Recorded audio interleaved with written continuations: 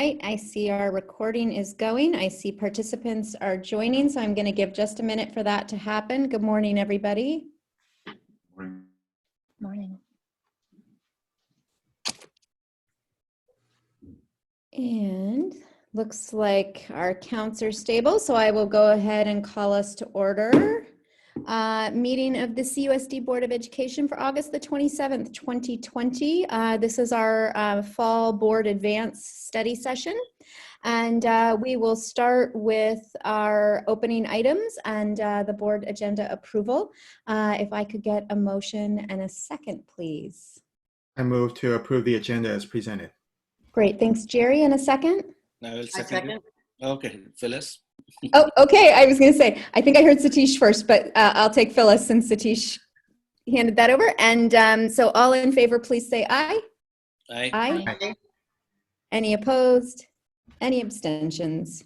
Hearing none, motion carries 5-0. Thank you.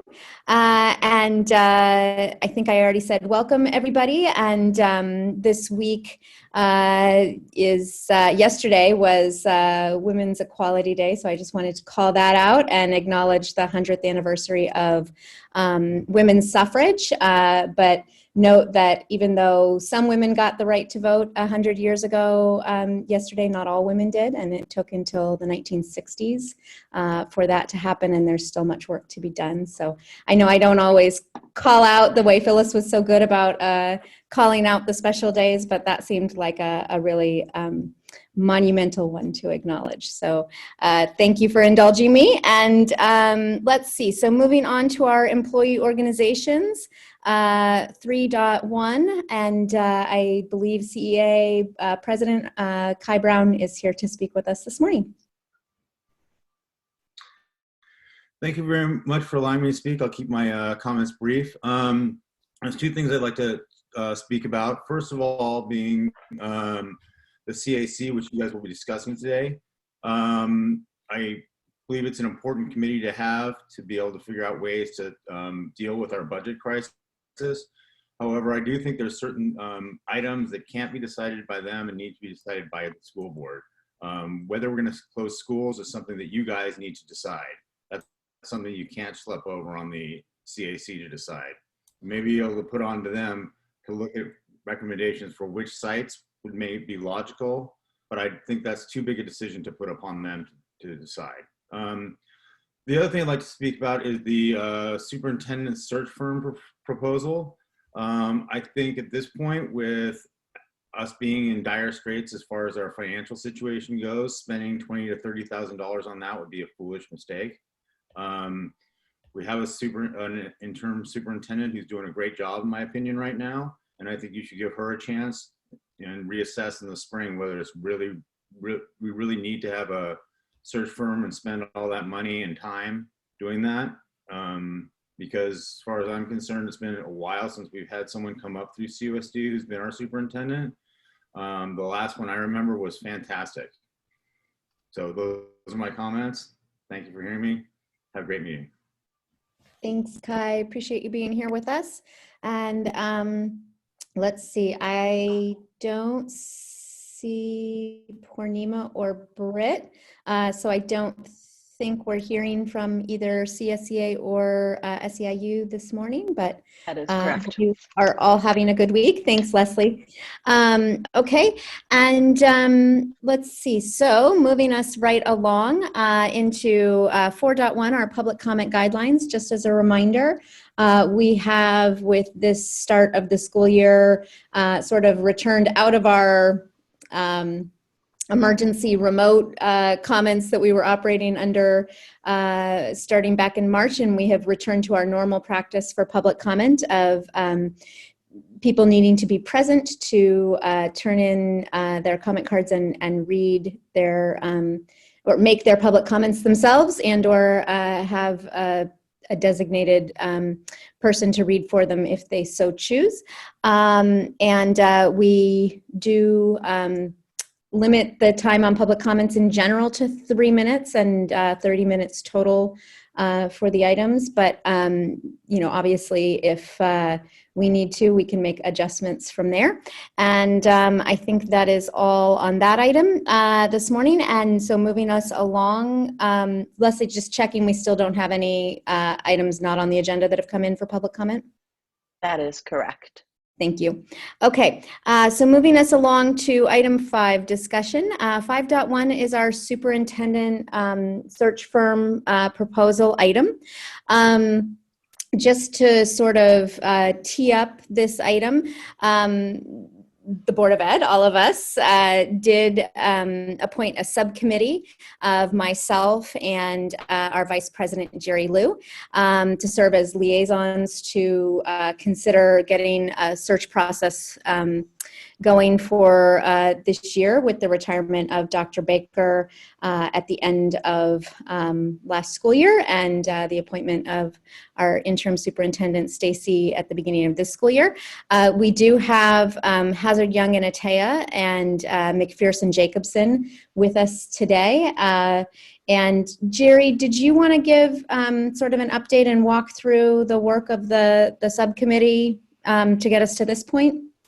Well, I think, sure, I'd be happy to, but essentially we reached out to these firms, so we talked to them, explained where we were, the situation that we have with the interim superintendent for the rest of the year, and sort of at a high level. And these were, I think, 2 of the firms that the previous board had also looked at prior to the appointment for Dr. Baker. And so we just invited them to come here in the open session and kind of present their proposals to us. And then after that, I guess is a discussion item today, and then we can talk about maybe taking action in a future meeting. So yeah, thanks, Lori. Okay, thank you. All right, and so with that, I did see Carolyn and Jackie with us from HYA, so I believe they are up presenting first. So welcome to you, and I'm not sure which one is jumping in first, but good morning to you both. Good morning, Carolyn. I think you're first.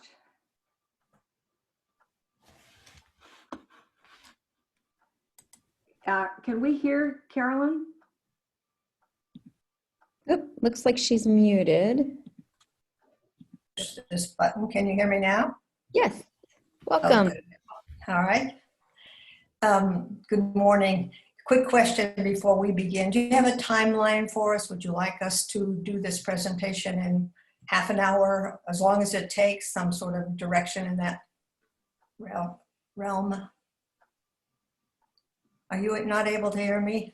Oh, no, we can hear you. So I think we blocked about 15 minutes for each of you, but if we need, a little more time, then you can let us know. But I think roughly we were trying to be on this item in total for about an hour, and we're hoping to obviously have some time for the clarifying questions and discussion. So, all right, we'll be quick. I'm Carolyn McKinnon, a senior associate with Hazard Young, Atea & Associates, and I was also the regional vice president. We're out of, we have an office in, main office in Illinois, and Jackie and I are both here in California, but virtually, maybe not today. What we wanted to do was share a little bit about ourselves, just for your edification. I'm the former superintendent of Morgan Hill Unified for 9 years. Prior to that, I was in Soquel Elementary. I've done searches, 70 of them across the country. Washington, Oregon, Montana, Arizona, and California, where most of the work I do has been in California. We also have a national presence. With my work through HYA, I was able to be a presenter at many national conferences, including the American Association of School Administrators and other organizations having to do with for instance, ALAS, the Association for Latino. We have an African American Association. These are national as well as local. And I've also done work with our local African American, Latino, and of course our own ACSA, the Association for California School Administrators. So we have had a presence in in California for many years, and nationally we've been around since 1987. I think it would be a good time for Jackie to share her resume because she has an impressive one. Well, thank you so much, Carolyn. And first and foremost, good morning to everyone. What a pleasure it is to present to you today and see some familiar faces, even though it is virtually, but it's nice to be here. I'm Dr. Jackie Horsch, and I've been doing superintendent and executive searches for the past 5 years in and around the Bay Area. As Carolyn mentioned, or maybe didn't mention, she and I both worked together on your most recent search when you hired Dr. Baker.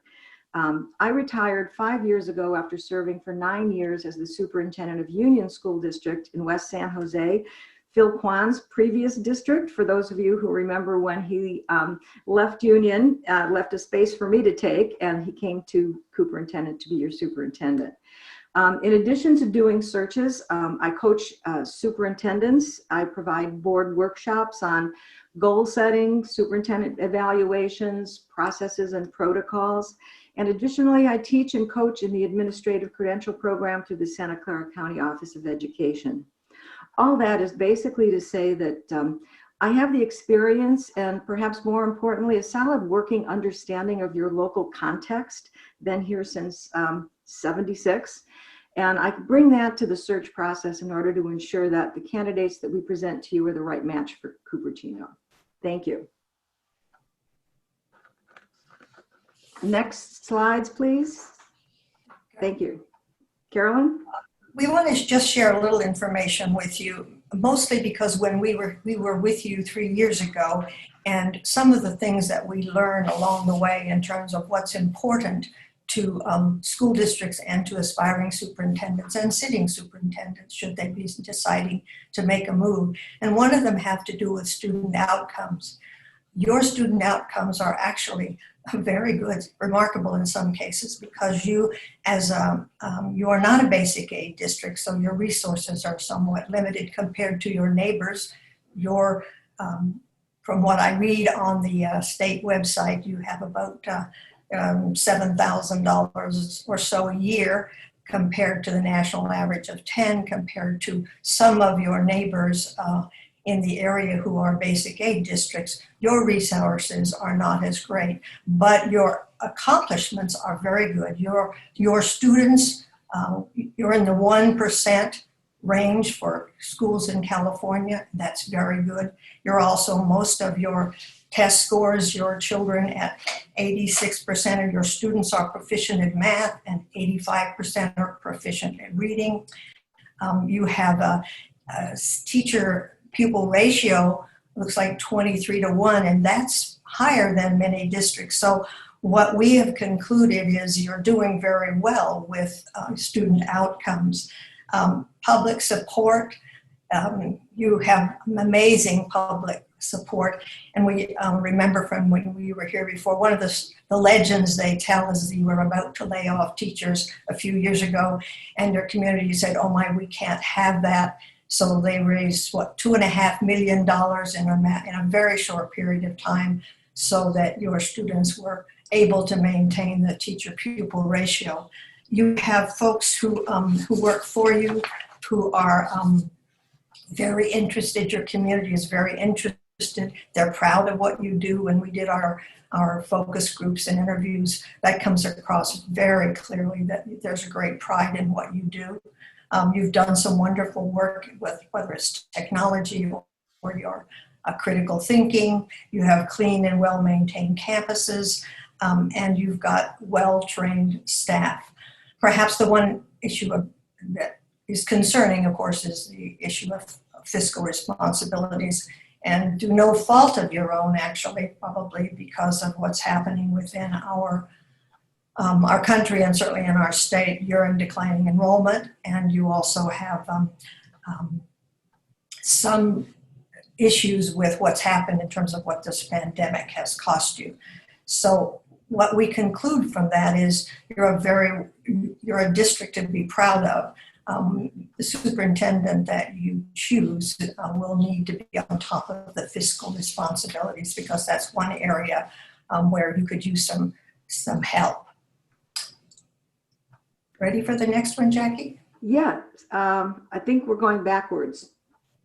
There we go. Okay, I'm going to just tell you briefly about the HYA executive search. So HYA has assisted over 1,200 school boards with searches throughout the nation in districts as large as LA and as small as Portola Valley, in urban, suburban, and rural districts with various racial, ethnic, and socioeconomic diversity.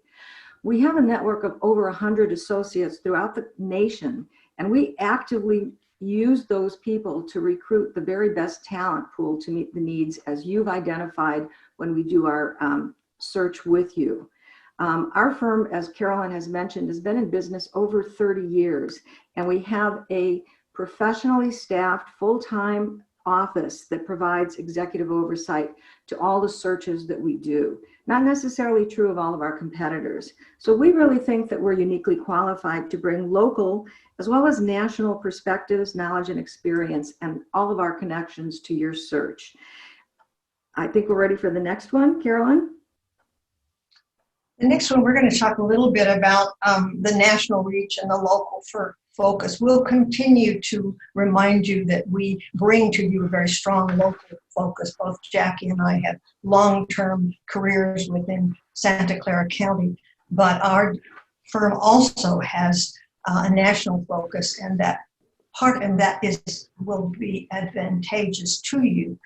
We were established in 1987, and we have a number of firms that we've worked with. We've worked with school districts, and we have exceptional, talented leadership. One of the things that we think we can do for you is bring you uniquely qualified candidates, those that will match the kinds of skills you need. We're a research-based organization, so when we develop materials such as our surveys and some of the other useful information, we have white papers on a variety of topics of interest to educators, but we are research-based, and so we look at everything from the point of view of research. Our surveys are calculated to give us information that will be useful not only to the district, but it will be useful to that new superintendent from day one.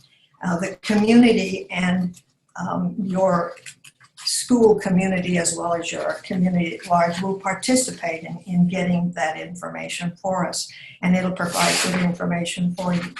We also have transition services, and by that I mean there are other things we can do with you and for you should we be fortunate enough to be your chosen firm. We can do well for you. And Jackie's going to talk more about transition services in a minute, but a couple of more things. Executive oversight, we have a president and we have a director of project manager. And these folks assist us in helping us gather information, provide information, calculate, correlate, assimilate. So they give us a lot of resources, and those offices are staffed, so we have someone to turn to, as you would also, you would have access to those folks if you needed something. We also the suggestion that you think about doing a due diligence report. This is different than what we often do. We as search consultants, we will be checking your references. We know lots of people across the country and certainly in California. Those people will talk to us because they know us and we have their confidence. But that due diligence is different. It's not like looking through, going online and looking at articles and looking up people and trying to find information about them. We'll do that, we certainly do that, but what we are suggesting you think about is something where it is a formal process where you people will go into courthouses. These are third-party investigators, and they will prepare a summary for you. They will tell you everything about this candidate, including his or her financial records. Do they pay their bills on time? Do they have anything in their background that might be of concern to you if you were to hire that person? So this is something you might want to think about. It is an option, and it is not provided as part of our service, but we want you to think about that because it is something that sometimes Unfortunately, occasionally something happens when someone is not honest about their past. We always ask a candidate, is there anything we should know about your past that would be of concern to a board? And most of the time people are truthful. I certainly have had one experience where someone wasn't truthful, and it can be disappointing and it sets you back if someone hasn't been honest, because it leaves, for the community, it leaves a concern that you haven't done due diligence. So you might want to think about that. It takes about a week or so to get it done. So it's done prior to a contract being consummated with a candidate. Jackie, you want to talk about phasing? I'm happy to do that. So HYA has, we call it the signature search process. We really feel that because we use this process and we've used it over and over in all of our searches that have been very, very successful. So it's got a proven track record. The search process has these 4 phases, and we work very collaboratively with board who's in complete control of the process, okay? One of the sayings that we always have is, you know, it's your search. So we work with you collaboratively throughout every one of these 4 phases. And what we found is that the process that we work with you as a board really helps strengthen you as a collaborative governance team. And it also helps pave the way for a successful new superintendent to transition in. One of the things that you're going to see, and Carolyn and I will be talking more specifically about each one of these 4 phases, but you're going to see that we're going to be working with you in terms of a timeline. So in your proposal, you will see or have seen that we gave you 2 draft options of a calendar. These are just ideas for you to see if you were to start the search, for example, in November, when you would end it. If you were to start it later, when you would end it. We work with you to determine when the best time to do a search is. Searches generally take somewhere between 3.5 and 4 months. And you can see in the proposals that we gave you, one of the searches ends up early spring, another one ends up at the end of the school year in June. Just as an example, if you wanted to start in September, you'd be done by January. So you have to think about when the best time to begin a search is, and you have to do it in the context of what you're working with in your community. So we know that you do have a potential renewal for a parcel tax. That would be something timing wise that you'd want to take into consideration when you would want to start a search. So again, most important for you to understand is that in our signature search process, although the process pieces are well defined, we really customize it for what makes sense and the way that you really want to operationalize the search. So Carolyn's going to begin by telling you more specifically about the engage process. We talk about that, your search, your way. So you understand we're trying to share with you, in our experience, the numbers of searches we've done, and we continue to monitor and adjust to get better at what we do. But we still come back to it's your search, we'll do it your way. And so what we're sharing with you are things, best practices, you might say. Back to the 4 phases of the search. The first one is the engage phase, and that really is the planning process. We will sit down with you, we'll have a board meeting, and it's open. There's nothing here secret, but we'll plan the process with you. It's a process where we want to engage as many of your stakeholders as possible. We'll ask you to direct us in terms of who do you want us to interview. We of course want to interview all board members personally by themselves. And then we want to interview staff members. We want to interview community members. We want to have you direct us as to who are constituents in your community that you want them to weigh in on. And of course, we'll do all the other kinds of, with focus groups, we'll be out and about. And we certainly enjoyed that process the last time we were in the district. You have a very interested, dynamic community, and they turn out when there's an opportunity for them to weigh in on what they see as the needs and the accomplishments of the district. We also have those online surveys, and so those are available and we'll use those. So the information that we gather through all of this time in the district, and we will need perhaps not personal time, but we'll need virtual time with all of your stakeholders and those that you want us to meet. We'll develop what we call a leadership profile. And in this profile, we will give you information that we've learned. We'll talk about the criterias and the priority, what matches what it is you want. And it's different from district to district. And it's probably going to be different from what we learned 3 years ago. So it's a research-based approach to give stakeholders in your community the opportunity to be a part of what's going on. And when we talk a little bit about resources, when you're spending taxpayer dollars, they want to see that there is a product that's worthy of that expenditure, because you're right, that's money you could use in classrooms. So we want this part of it provides valuable feedback to you and to your community in terms of what you all think. And we also use it in our recruiting. We then take that profile and we say, these are the things that Cupertino wants. And so let's find the person that's the best match. And then we go on the road with that. We do board interviews, community surveys, focus groups, individual interviews with those you determine. We'll ask you, you may want the mayor, you may want people who are in charge of foundations. You'll guide us. We'll do forums, we'll have town hall meetings, and we'll try to get to as many people as possible. And we'll be available by phone. So if someone says, I can't come, but can you still talk to me? Absolutely, we'll do that. And that's the part that is it's the heart and soul of what we do in terms of this leadership profile. Jackie? So Carolyn just explained the engage phase, which is important because it's the work of that phase that really does become the basis for finding the right candidate.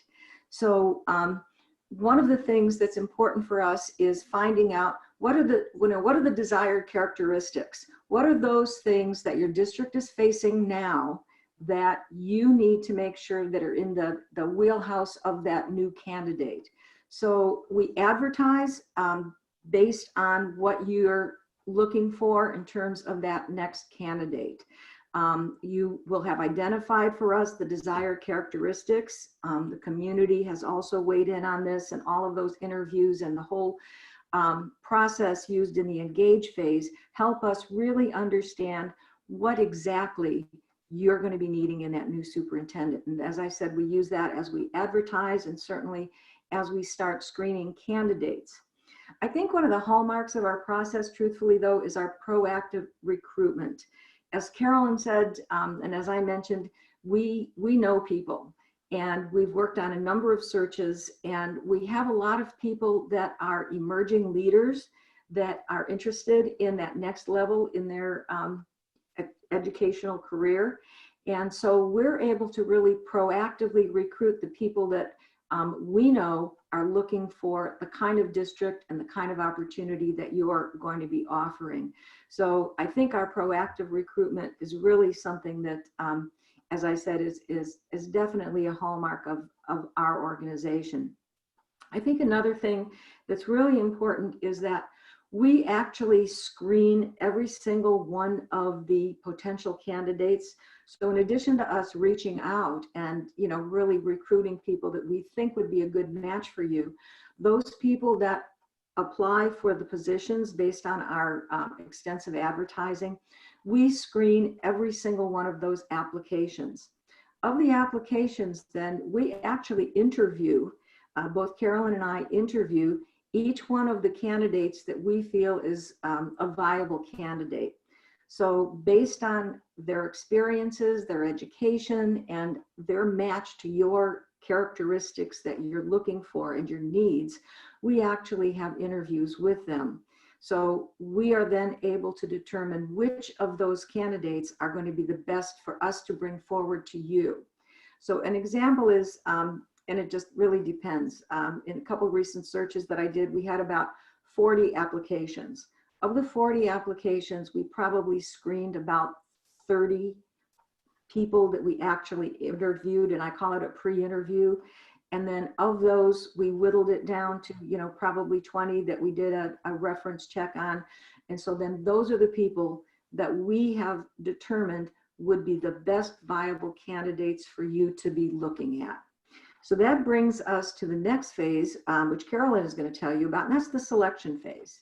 And I'm gonna time check real quick for us, just to make sure that, are we close to wrapping? Yes. Okay, perfect. And then if board just be thinking about any clarifying questions before we're ready to move on. Okay, thanks. The select phase is maybe the part we see as the most fun, because this is a time when you're going to choose the candidates that you want to interview. We will have given you as much information as we can about those candidates that we see as the most likely to match all of your needs and the priorities that you've outlined. We'll help you as the board determine those interviews, and we'll schedule for you. We'll bring the candidates forward. We'll schedule. We'll help you prepare questions for the candidates. You want to get important background information. And I will stress again, we've been around a while. I've been around longer than some. And so we are able to get information because people know us and trust us. We've been here, we've done that, so to speak. And so when you call someone, you will find we'll be able to get information that may not be readily available, or that maybe people are not willing to share with just anyone. But our ability, because of our network, we have 120 other associates in the country, and about 20 of them are in California. And we'll be able to give you information based on relationships that we've built over the years. So we'll have a workshop for interviewing, for constructing questions, and we'll facilitate that. Then we'll talk about the due diligence piece. And I think we've covered that enough so that we can move. Jackie, I think we can move and save them a little bit of time. Right, just real quickly, the only thing I want to say on this is that we're not done the day that you appoint your new superintendent. So we're there to help you with the transition. We do have a meeting with you and the new superintendent to go over all the things we've learned, and we offer other support services, and we can talk about that if you select us, and talk about some of the options. So Carolyn, maybe the next one real quickly on the value added. This is something we like to point out. There's more than just what we've outlined in terms of the search process. We operate on best practices. We have a research arm of our corporation, and they're working on that. We think we provide you excessive, meaningful stakeholder engagement. We identify your needs and your successes based on the time we spend, and we're willing to spend getting in touch with your community. Of course, we have that network. And we do have confidential, hard to obtain information, and we make decisions about what we should share with you. We have a professional staff, personal service, and once again, we have a long history of being successful. So we thank you for the opportunity to spend some time with you this morning, and we appreciate your consideration as our firm. Real quickly, in the interest of time, this is our cost structure. We're charging the same amount of money that we did 3 years ago when we did the search. And in your proposal, you've got the information about the regional California advertising cost, transition services. And in terms of expenses, there probably won't be any in terms of candidate travel and things, unless the board decides to reimburse out-of-state candidates for travel. There wouldn't be a charge for that. I think most important, and the thing I want to leave you with, is we do have a price match. We'll meet any competitive bid as long as it has the same services that we do. And we also have not quite a money-back guarantee, but a client satisfaction guarantee, so that if for any reason within the first year or within the second year, if the majority of the board is still in place, we will do that next search to fill the vacancy without cost to the district, except for advertising and possible travel expenses. So with that, I think it's time for us to answer any questions you might have. Okay, thank you so much for all the information. So any of my board members have any clarifying questions? We're going to hold the discussion for the end after we've heard from our other consultant as well, but any clarifying questions from anybody? Okay, Jerry, go ahead. Thank you. Thank you for the presentation, Jackie and Caroline. I have two questions. First, the advertising package. I don't think the price was in the proposal. Do you have a sense of roughly what that is? The Yes. California regional advertising package you referred to. Yes, and I apologize. The second set of slides that we sent had that on them, and I think there must have been a confusion about which slide to present. But it is $1,050. Okay, $1,050. Great, thank you. My second question is, if a couple of slides back, you had a slide on value added, and so what I see on here is you're talking about the sort of your capabilities to gather data from all these different sources. And I'm wondering in that, in one of the phases, I think maybe it's the engage phase, in terms of the information you provide to the board, is it a summary of this, or do you also make recommendations? Are you going to say, okay, here are the 5 candidates and this is what we have about them? Or are you going to tell us what you feel, are you going to go beyond that? So I'm trying to figure out, are you aggregating data, or are you actually providing some insights on top of the data you've provided? If you could just speak a few words on that, please. Yes, we do provide insights in terms of the candidates. We're going to give you what we consider tier 1 candidates based on what we've learned about them through the interviews, through the focus groups, through the collecting information, calling our peers, etc. So we're going to give you a recommendation for, and we think these are the 5 most suited to this district. We're also going to give you another tier, and we're going to say these candidates look promising. They may or may not have a skill you're looking for. Then we're going to say, here are some candidates that they have skills and talents, but we don't see them as a match for you. And then we will, we're not going to tell you which one to pick because that's a board's decision, but we're going to provide you all of the information we have. And if there's something that you need to know, we need to tell you. There may have been something in a candidate's past that we might share that. Candidates know that, we would share that with you. So there could be, if you needed to know something, we want you to know everything you need to know when making a selection. So we are going to use that. We're not just going to give you, paper. We're not going to just show you things we got on the internet. We're going to give you our best judgment. And remember, we have interviewed these candidates ourselves. We've screened them before we ever bring them forward. So you're going to get a lot of information that will assist you in deciding which candidate you want to interview. And then we'll go back around after you come with your final, however many, 2, 3, we're going to come back and sit with you again and assist you in the process of determining that last. And we will go back after you have your first round. If you have questions about a candidate, we're going back and talk to people who can give you more information. So we'll keep digging until we think you have found the best possible match in this circumstance. Great. And, Okay. and if I could add, you will also have access to all of their application materials. So whatever they send in, we will have that in a portal for you. So you will be able to, we'll give you the passcode, so you're going to be able to see them. So when we present the different tiers, you may have looked at a candidate that we put in tier 2, let's say, and because of your, research on the candidates, you think, well, this one looks really interesting. Why isn't that person in the tier 1?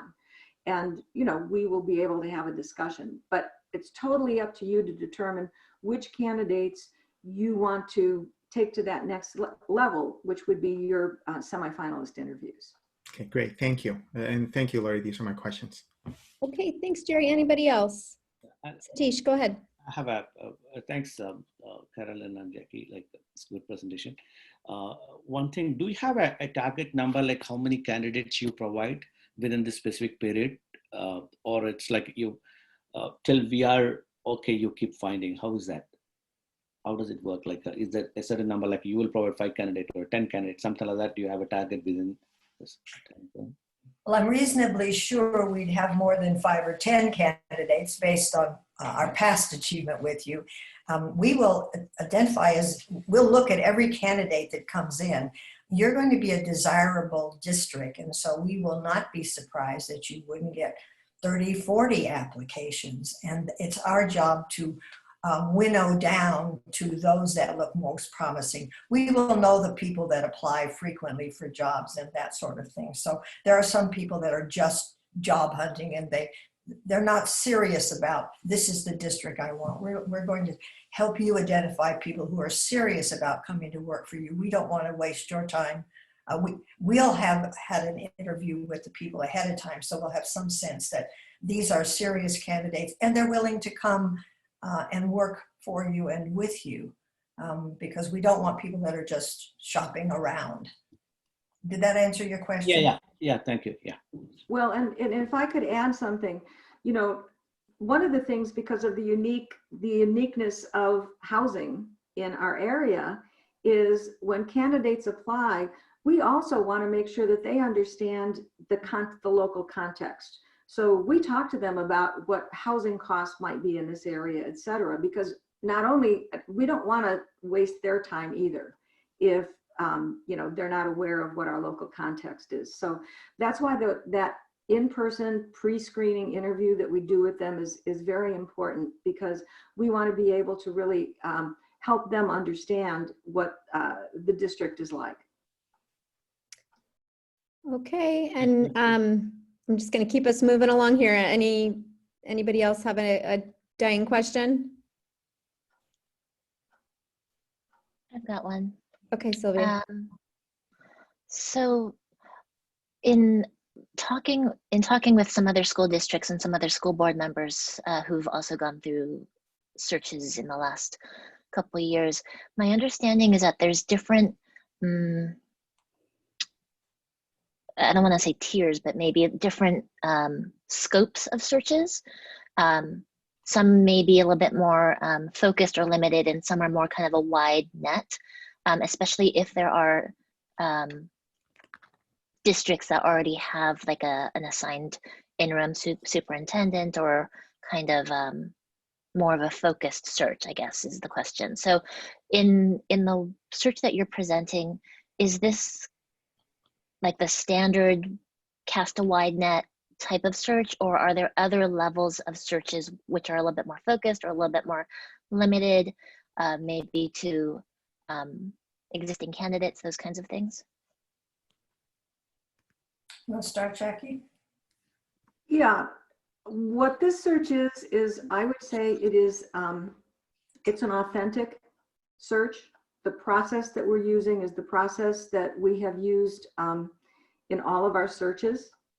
So we feel that it's important to your community that if you do a search, that it actually be an authentic search, that it doesn't look as if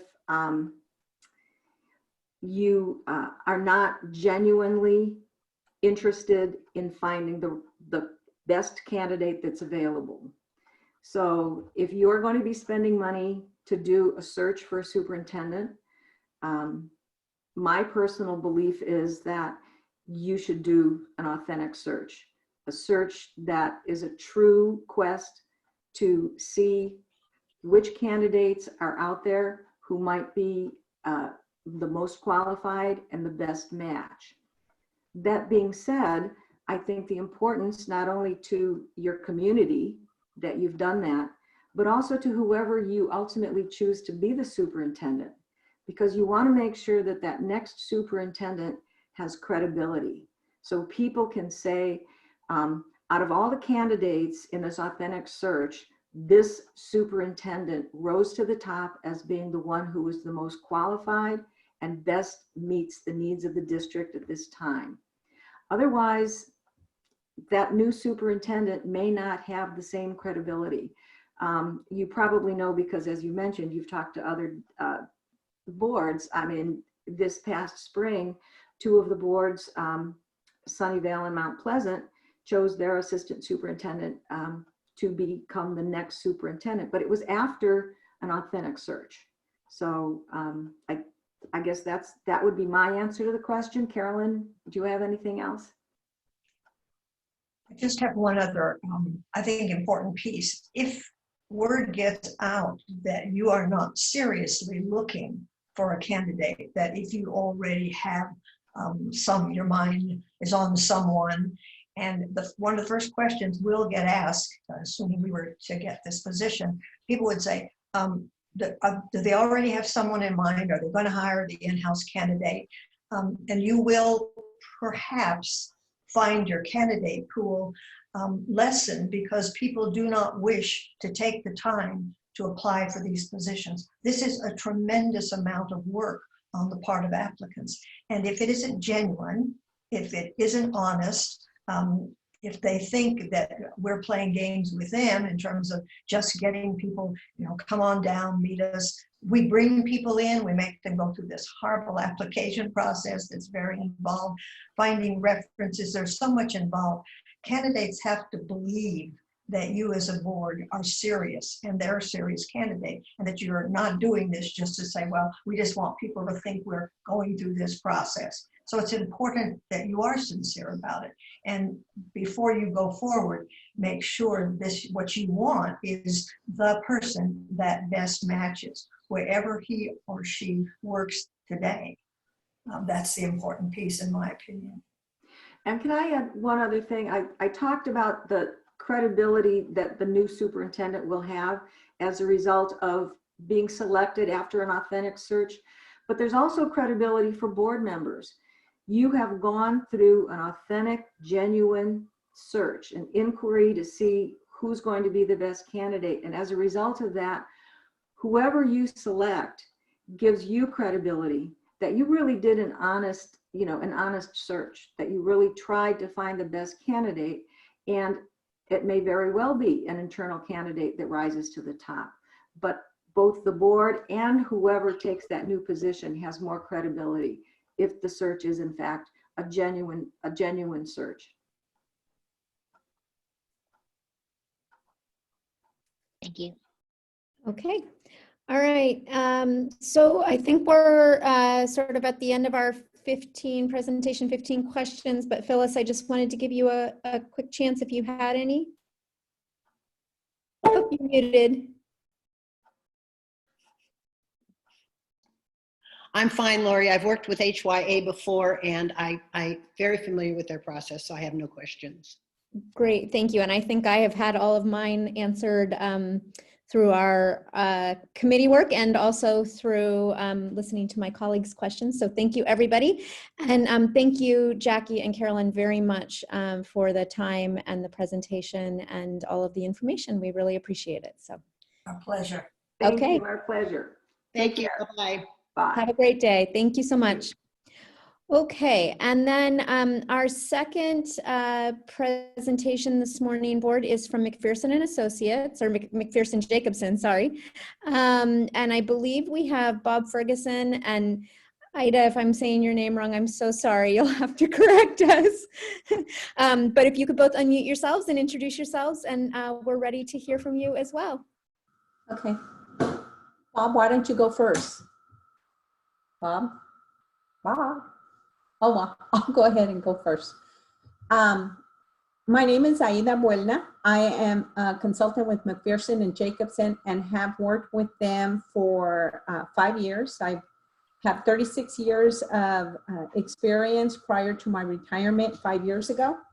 I was a classroom teacher, a vice principal, a principal, director of special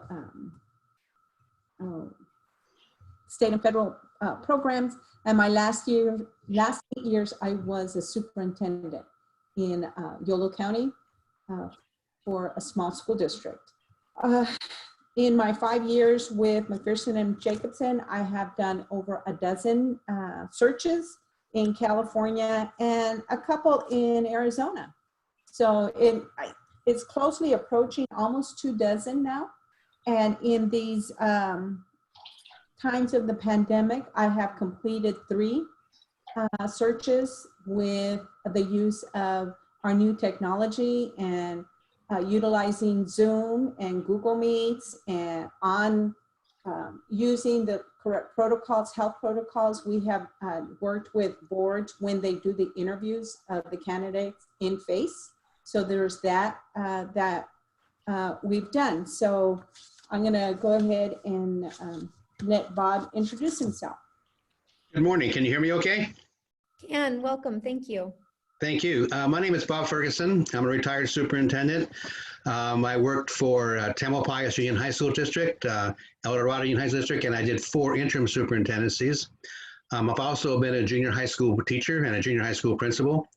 I've done about 15 searches for McPherson and Jacobson. The largest I did was Elk Grove. The smallest I did with a small district in Montecito called Cold Spring.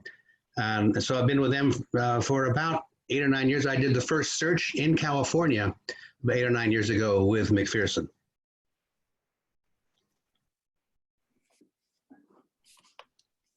Okay, I'm going to introduce our first phase, and prior to that, I just want to share with you our philosophy within the company. So if I can have you go through that a little bit more. Okay, mostly what and as you've reviewed our proposal, we do believe that every student is entitled to a high quality education, which I believe is reflected within your own goals. Our mission is to ensure that our surge provides you with quality leadership for educational excellence. We believe in transparency as much as possible and an openness of the process that doesn't go unnoticed in the community. Next slide, please. Page 3, page 4. Okay. One of the things that we offer is we were selected by the California School Boards Association to be their search company. They selected us after having both California and national-based companies present to them, and we were selected by California School Boards Association. We are a leading national search firm.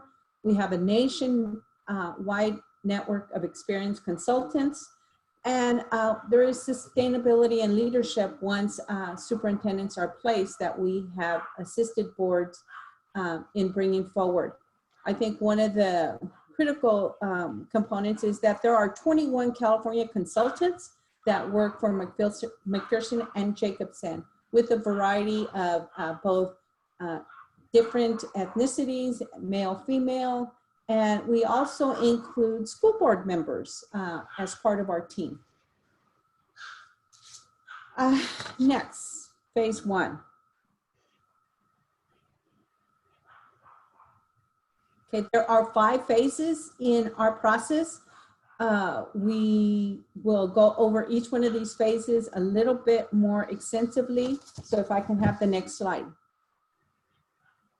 Okay, in phase 1, what we do is we assist the board in identifying the characteristics of your future superintendent. We work with you, you develop those characteristics, and we apply them in the characteristics that then are used in all advertising and in the brochure that we create for advertising. We establish appropriate timelines and target dates for the selection process. This is all in done work with you at our first board meeting. We determine with the board the appropriate advertising venues. We use the California School Boards Association. We have our own website. We also, if the board works with EdJoin, is a partner of EdJoin, then that is a free advertising venue with the application being placed there. We identify appropriate stakeholder groups with the board. For example, we interview teachers, classified staff, students, parents, community members, and anyone the board feels they'd like us to interview. For example, we have interviewed chief of police, the mayor, the Kiwanis, the Lions Club, Rotary. So we go into the community to find out what the community is also looking for and expecting in the superintendent. We assist the board in determining the compensation parameters. For example, what was the salary of your last superintendent? Do you have an existing salary schedule for the superintendent? And so we ask that because we will be asked, you know, what's the salary range for the superintendent in Cupertino? Well, and we also identify a point of contact in the district that this is an individual we work with to assist us in determining board meetings, in determining the information that we place on our brochures. Okay, Bob? Okay, I'm going to run through these next phases fairly fast. I think it's most important to us to listen to you and your questions because you can read the material in front of you. But just a couple of things.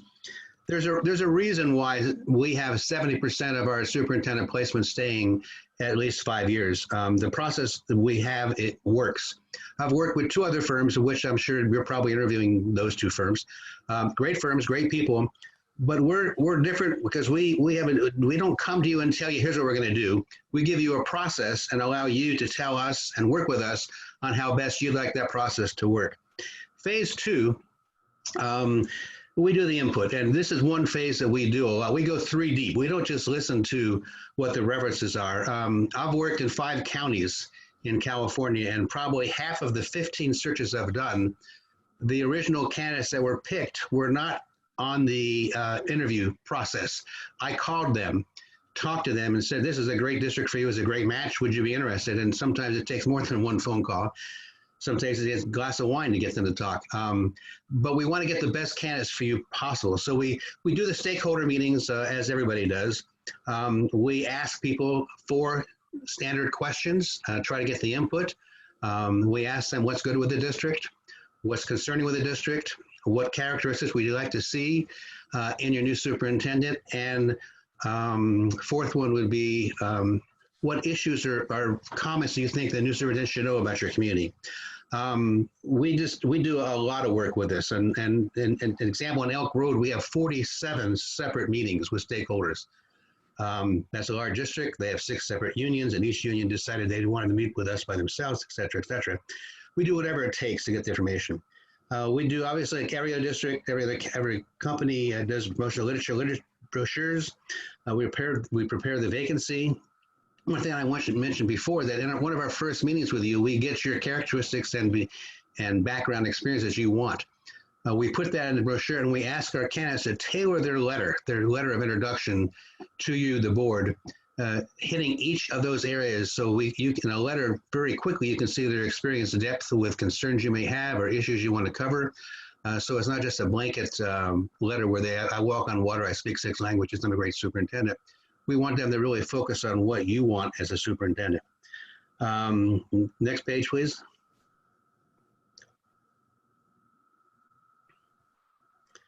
Again, go through these really quick.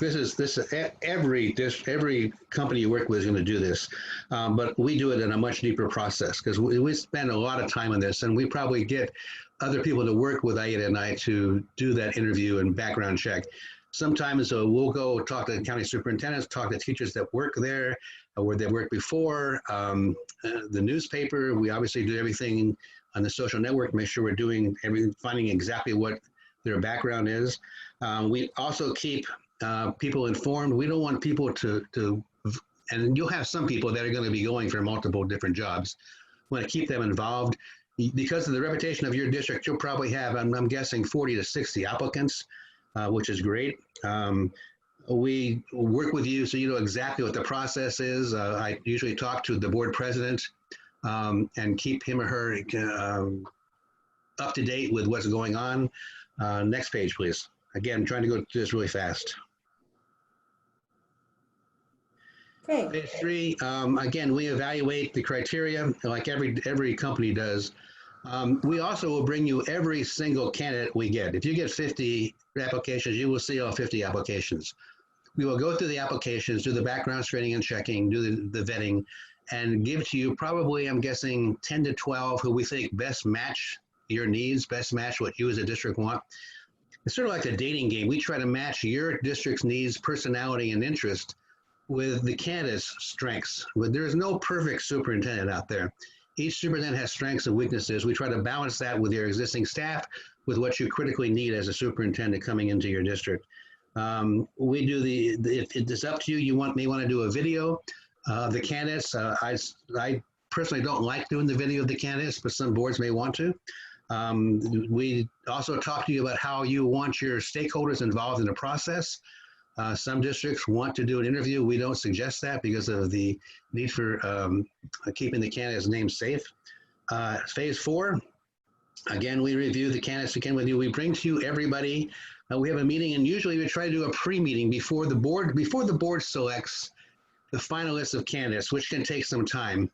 What we suggest, even with COVID, that I come to the district and bring copies of the different. Can't hear you. You can't hear me? Bob, we can't hear you. Are you there? Is it just me? I don't know. I'm able to hear Bob. Hello? We can hear you.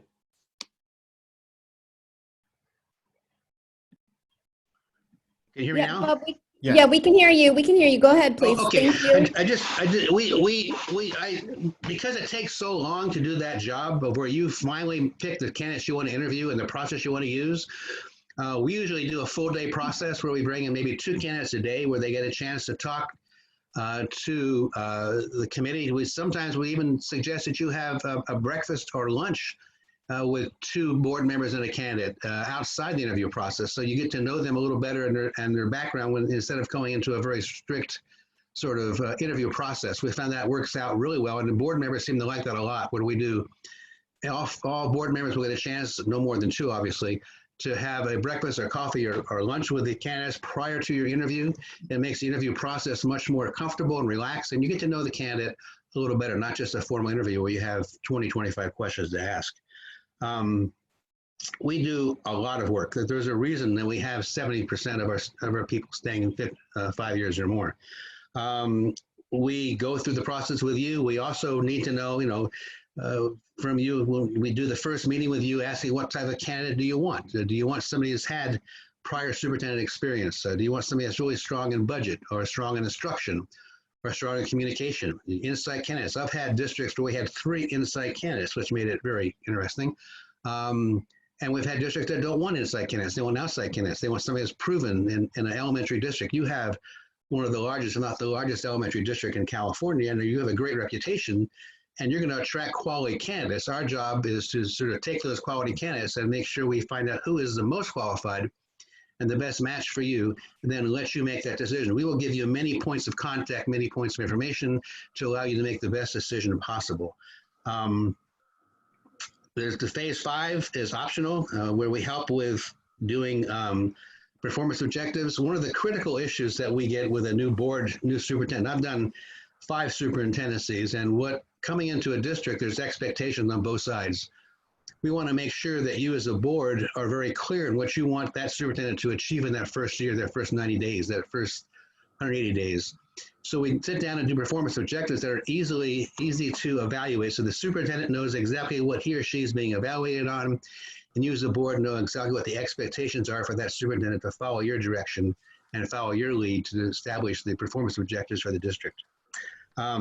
We also have a guarantee. If something happens in the first 2 years, which we haven't done very much, has happened, we also come back in and just do it for expenses. We are a different firm. As I mentioned before, I've worked with 2 other firms, and we are different in terms of how we really view this process. We work for you. We'll match our references and results with any other firm. The vetting process is what we really spend a lot of time on, because quite frankly, there's things that can happen if you don't check out. There's people that have changed names for issues, people that have different issues that someone have to really dig hard to find. We have about 60% of our candidates that stay for 10 years, which is extraordinary. I don't think any other firm can match those numbers. The reason it's that good is because we do a quality process, a long process, a deep process, and we want to make the job hard for you. We want to bring you 4, 5, 6 candidates in which you have to make a decision. That's going to be a hard decision. I can tell you in Elk Grove, we brought in 5 candidates. There's 7 board members. Each board member had a different number 1 of the 5 candidates. It took a while to get down to the final candidate, but that's our job. We want to bring you choices and candidates that really meet the needs and make it the job hard for you to see who you think is the best candidate to meet the needs of your district. That was quick. I know that, but we wanted to get to your questions. We appreciate that. Thank you so much. Okay, so and I think Ida was able. I'm so sorry if I'm getting the name wrong. Yeah, we're able to join back in. Excellent. We can hear you as well. So let's see. I think Jerry, we kicked you off first last time. You want to go ahead and lead us off with questions? Sure. Thank you, Lori, and Ida and Bob. Thank you for the presentation. Just picking up on your last theme there, Bob, about making it hard for us. So I'd like to better understand the material that you'll provide us. Certainly, you'll do the vetting. You'll share all the information you collected. How much of a recommendation will you be sharing with us? Are you just going to say, one end of the spectrum, these are the 12 names we like, or are you going to talk about each of the 12 and why you picked them as the 12? And I'm trying to get a sense for, Yes. in addition to the data, how much of your insights and what kind of insights we will bring to you 8, 9, 10, 12, what we call, tier one, or the best of the best candidates, and explain to you why each one we feel is worth talking about. We will give you many different points of vetting so you can look at the information we have. We share everything with you. We do not put some of the negative things in writing for obvious reasons, but we will share with you the good and the bad. We had one candidate that went through a bankruptcy, personal bankruptcy, and one board member said, well, if he can't handle his own finances, he can't handle our budget. But when we explained to the board exactly what the reason was, and she said, well, okay, I understand. We will bring to you the finalists. We will go through, again, we'll bring every single candidate. You'll see everyone we have, all 40, 50, 60 applications. And we'll tell you why the 12 or 10 that we give to you are the best qualified to meet your needs. Almost every board asks the same question. They'll turn to me and say, well, who would you suggest we look at? There's times I'd love to say that, but I will never say anything. We'll say, here are the 5 that you've picked down to look at the interview, or you may want to add 1 more or 6, whatever you want. And here are the reasons why you've picked those 5 or 6 and why they stand out above the other 10 or 12 and the other 50 or 60. Does that help? Yes, it does. Thank you. And thank you, Lori. That's my only question. Okay, so I'm going to go in the same order again. Satish, did you have any clarifying questions? No, Lori. Bob or Ida? Yeah, I can skip. Yeah. Okay. Let's see. And then I have Sylvia. I'm good, thanks. And you're good? Okay. Phyllis, how about you on this one? Oh, you're muted. I have a couple of questions. First of all, thank you, Aida and Bob, for a very nice presentation. One of the things that's really important to me is community input. And so I know you do the stakeholder meetings. I'm wondering, do you also do online surveys, and do you do any personal interviews? Aida, I want you to cover that. Yeah, we do both online, we do personal interview, telephone phone calls, and we do groups. We've done, as Bob shared, as many as the board wants. So as I said, we do teachers, parents, community members. We will call individuals of the names that you provide us if you want us to do one-on-one. We also do the online survey. We leave it on for a week, and all individuals, classified, certificated, if they were not part of a group, have an opportunity to provide that.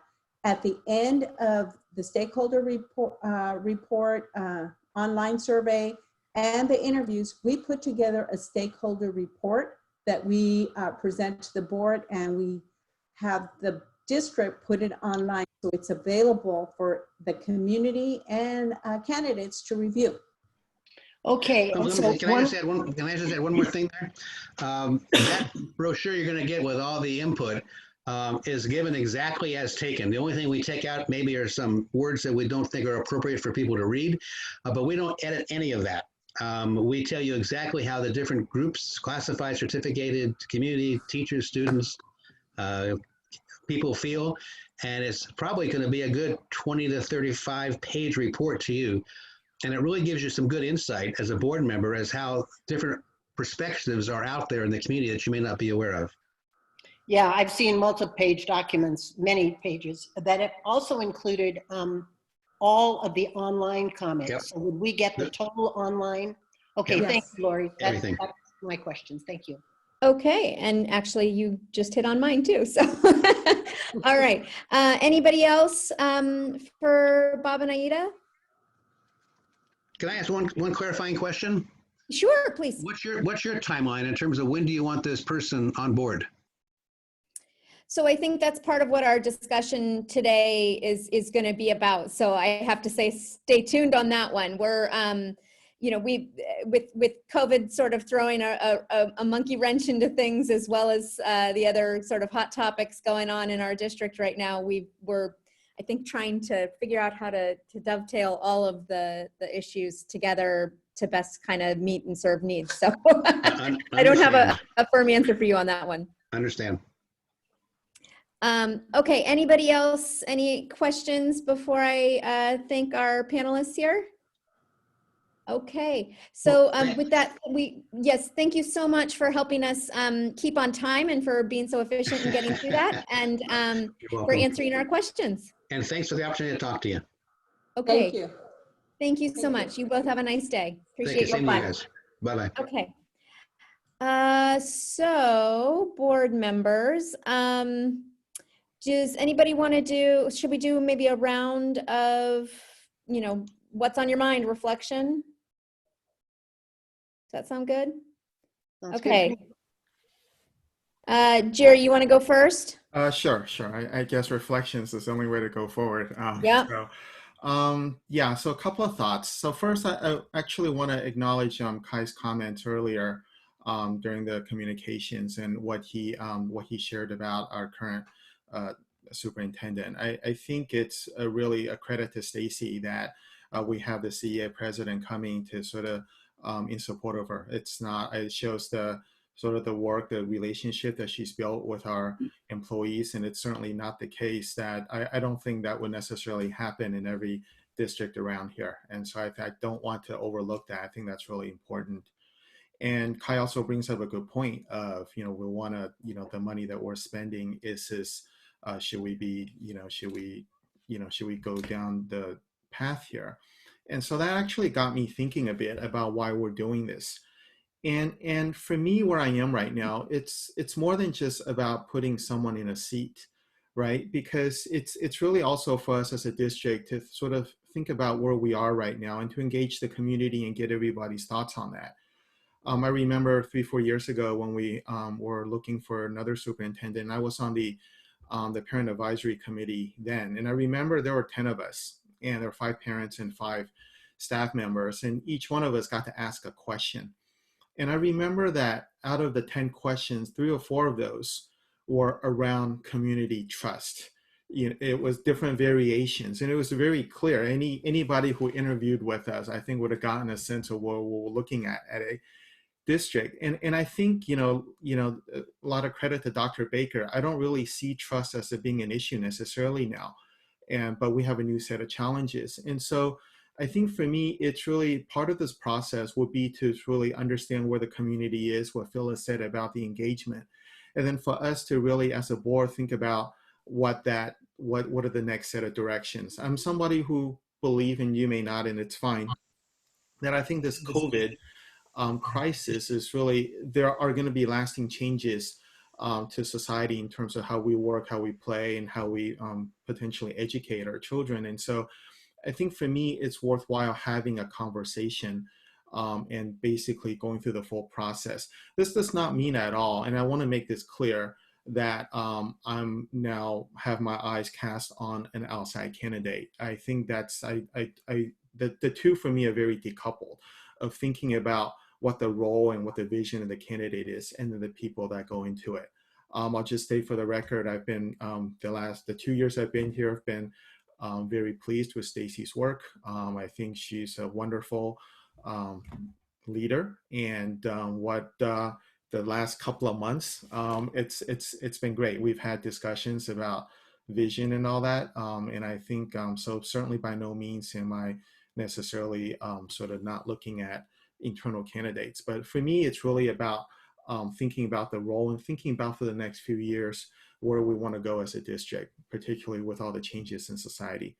With respect to the 2 firms, gosh, they're really close. 4 phases versus 5. I don't have a favorite one right now. I certainly love to hear from my colleagues, especially Phyllis, who has been through this process before. And so that's the other thing I just want to, I am very grateful for Phyllis having been here, because the 4 of us here have been here less than 2 years, and someone with Phyllis who's been through this a few times. I certainly very much value her experience and expertise here. So that's where I am right now, Lori. Thanks. All right, thank you, Jerry. And let's see, so if I'm going in order, I have Satish up next. Do you want to reflect for us? Yep. Yeah, I think, thanks. I think Jerry summarized it well. I think I'm pretty much in the same line in terms of, I think too many changes in a short time frame is not great. Personally, I don't feel, and especially with this challenging times, both economically and all other challenges what we have around, right? And definitely, Stacey is a proven leader, and I think she's doing great. And I don't think we have to be talking more about that. But I think as a process, what we're doing is good. But we should really be looking into, whether we should be going in that path or not. So one other option could be even to find out, like instead of even reaching out to the firms, we are asking stakeholders what should be the quality and things like that. Do we need to do a survey that the existing superintendent is good enough or the interim superintendent is good enough for us, right? What is that people think? If end of the day, it's more, the community belief or community is approving other than us, right? So I think if that's a case, then do we really need to proceed, right? We have to probably see that, or is it too early to do that? That's also another challenge. But I think probably we should, before venturing into a bigger, through going through a firm for a search process, probably we should really see that the existing interim superintendent is pretty okay for the community or not. Right? That's important. So one option could be some survey or some other way to find out that, or again make a, the same way the parent community or whatever, like as Jerry said, and just talk to the people and see that what is that they want, and the current setup is working well or not, right? I think this is two things.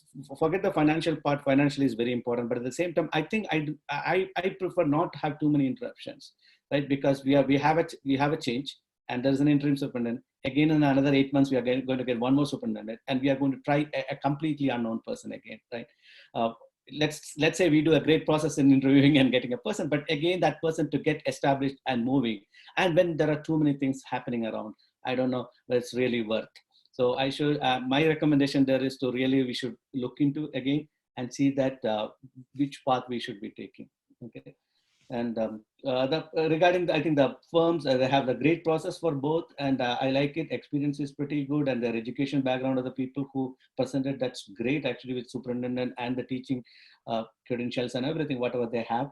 The price match they both are offering, and they are offering even the, the guarantee, like a 2-year warranty practically. So it's pretty, the pitch is pretty good. And only good thing, one advantage what I see with HYA is they have done already for us once, and Craig was a great pick, and unfortunately he had to leave. That's a different thing, but we just missed the probably 2-year window. Maybe we got one more free search actually.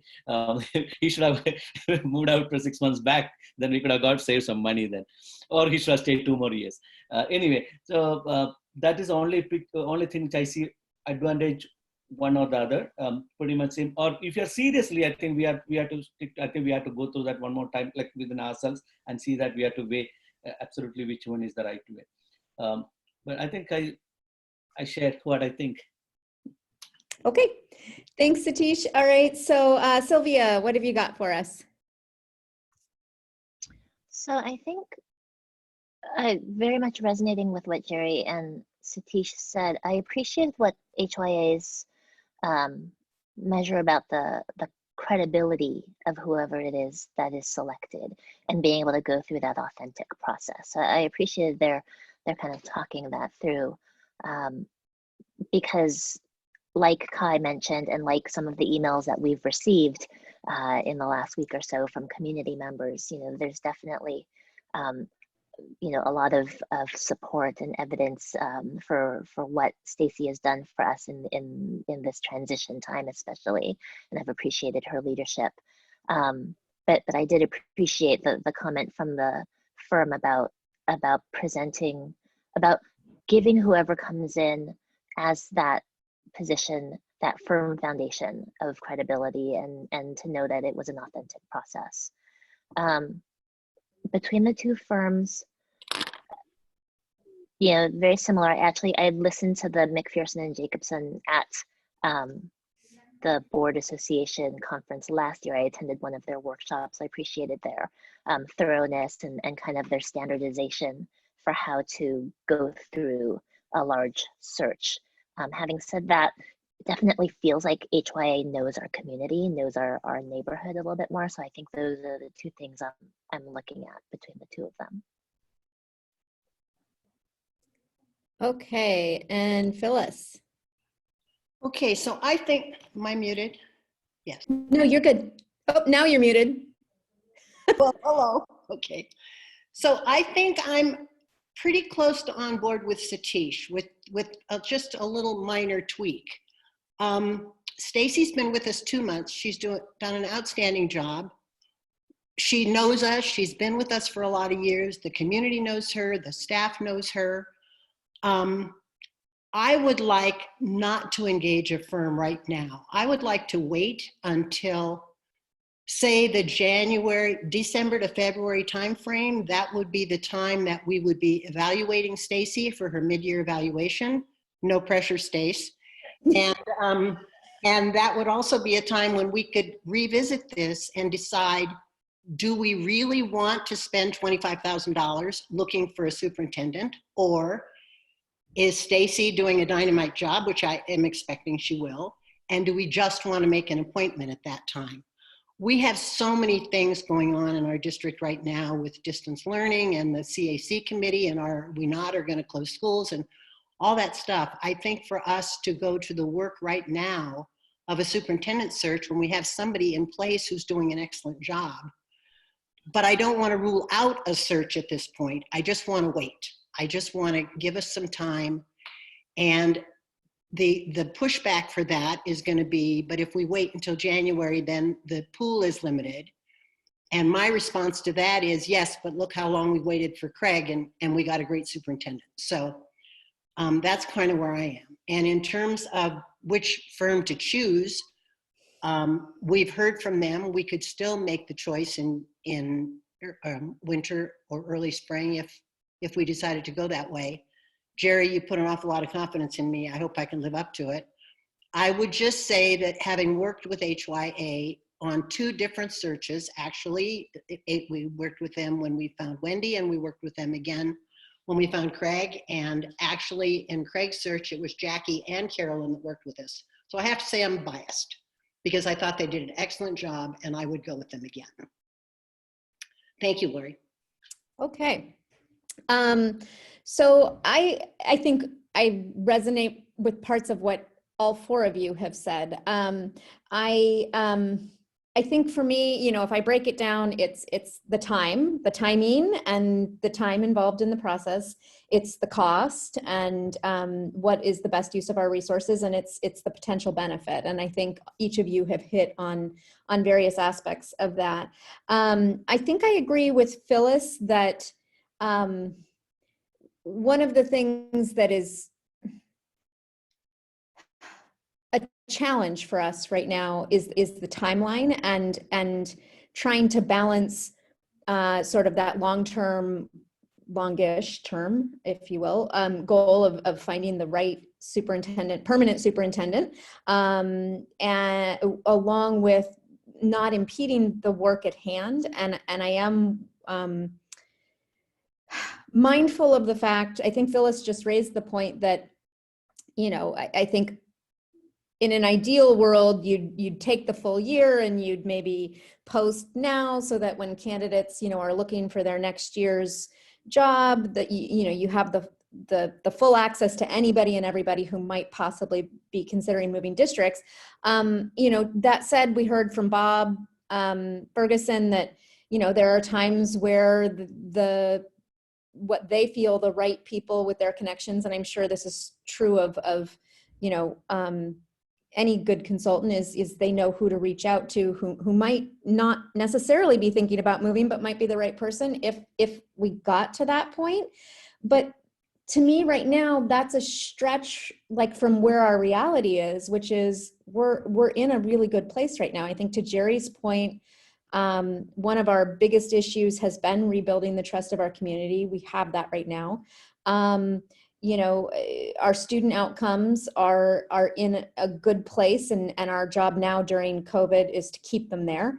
You know, our organizational culture is I think, along with that trust piece, in an excellent place, as we're hearing from our unions. You know, and I think we all know the work we have right now going on with our budget and our fiscal stuff. So, you know, I guess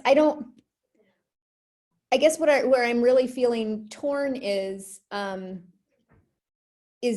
timing piece and the cost piece compared to the benefit we might get from that. And so I guess I would say I second what Phyllis is saying about maybe revisiting a discussion in the winter. I'm not sure exactly when that falls, but maybe once we get through some of this fall work that is so heavy and that is so necessary right now.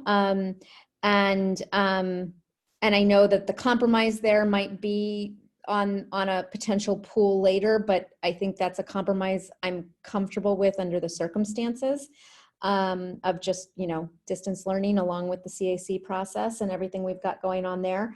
And then I think the other thing I wanted to reflect on was when Satish was talking, it made me reflect on sort of this idea of, could we pick and choose the pieces that are most important to us? And it sounds like one of the things all five of us agree on is engaging the community piece is really important for us, no matter where we go with this. And I'm not sure we need to do necessarily a search to do that engagement. And if where we get in January is that we need to do that engagement, maybe we look for bringing in one of these consultants or a consultant to help us with an engagement process to gauge whether or not we even need to go through a search process. Because I think if what we want is the information from our community about their level of comfort with the current situation, their level of confidence with the current leadership, us included, their level of what maybe any, you know, shedding further sunshine on any issues that we need to work through and address, are all super important things we can gain from a superintendent search process. But there are also things that I think we can glean from going through just an engagement process too. And so I wonder if we need to spend the full money and the full time on a full search process in order to get that. Maybe there is some version of hiring a consultant to help us through a really robust you know, town hall or two or something like that, but it doesn't necessarily need to be a full-blown search. So that's. I just want to interrupt you a minute, Lori, just to say, I agree with everything you're saying, but Yeah. I don't think we need a search firm to do that. I think we can do listening sessions similar to what we did last year in terms of with staff and with community. We can do surveys. Our staff can put together surveys. So, but I think that community engagement piece that you and Satish both talked about is super important. Mm-hmm. And I'm thinking we can do that now. And that would give us input if we wait until January. Yeah, if I could weigh in here, Lori. Yeah, please do, Jerry. Yeah, no, I think what you guys are saying makes a lot of sense, because I was also been thinking through the timeline. So if we were, you know, hypothetically to pull the trigger, we really wouldn't take any action right now. There's a lot on our plates, right? I mean, what's foremost on my mind is COVID school reopening, some of the CAC activities, budget. And so even if we made a decision, we wouldn't do anything till December. And so I think there's a lot of, I think what Phyllis and Satish and many of you talked about in terms of waiting, that makes a lot of sense to me. I think coming back, what's important to me is that really thinking through what it is, what's the next chapter, right, in the life of Cupertino Union School District. That, right, because different executives bring their own different styles and different goals.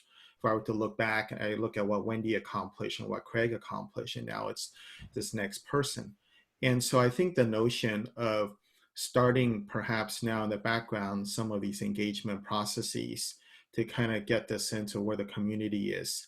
And then we come back in December. Because I think what you said, I didn't think of that, Phyllis, but see, so there is something to all the experience and expertise. You should give yourself a lot more credit.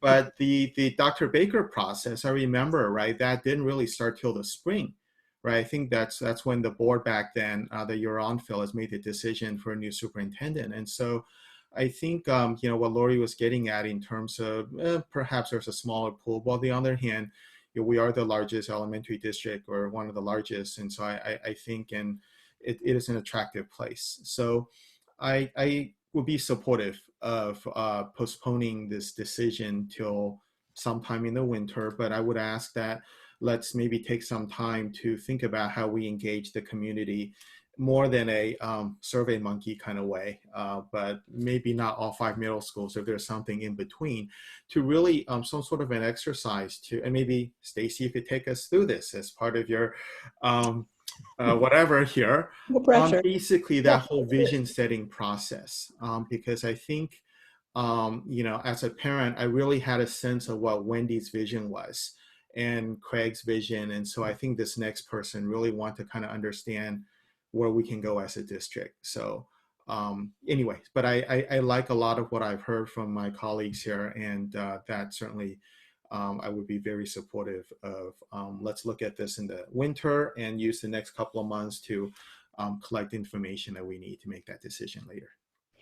So as I'm looking at the time, I'm realizing the clock here in the conference room I'm in is off. So apologies. So maybe what we need to do, and I guess I'm throwing this out there as an idea, is if Jerry and I, as your subcommittee, met, I don't know, Jerry, what do you think? Maybe November-ish, to kind of come up with, maybe with staff, to kind of come up with a plan for something we could look at rolling with through like December, January, February kind of time frame. I think your point is valid that last time, I don't think the decision to even go out and look for a superintendent was made till March or later. So April. Okay. So yeah, I guess that's true. Yeah. The decision was made in March, and then the search stuff started in April. So I don't know, does that sound right to you? Maybe you and I start circling back in November-ish. What do you think? I think we could have discussions earlier than that if you have Okay. the cycles, but I think certainly we wouldn't do anything substantive until some of this we've gotten through. School reopen. There are more urgent things, if not important things. And one of the things I'd like to come back from you, the subcommittee, is sort of a sketch of what we would do in terms of community input. How many town hall meetings, or would we do town hall meetings, or would we do a survey, or would we separate it out between community and for one and staff for the other, or I don't know, just all those things that I'd like you two to think about and bring us some sort of idea about how you think that might look. Okay. That makes sense. Noted. Satish, Sylvia, are you guys okay with that? Yeah, we are perfectly okay. We are actually, I want to say that one more thing, right? We are actually community, or us, all of us should be happy that we have a person already doing the work. Okay.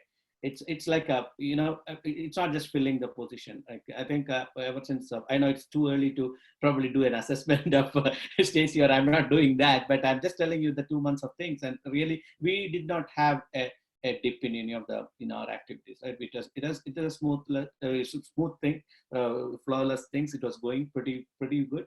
And so I think, I'm very confident that if this goes the same way, I think we will not have to run into this search process. I'm very sure. I'm sure Stacey will do a good job on that. Sylvia, are you good with Jerry and I sort of taking Phyllis's to-do list and going there? Anything you want to add?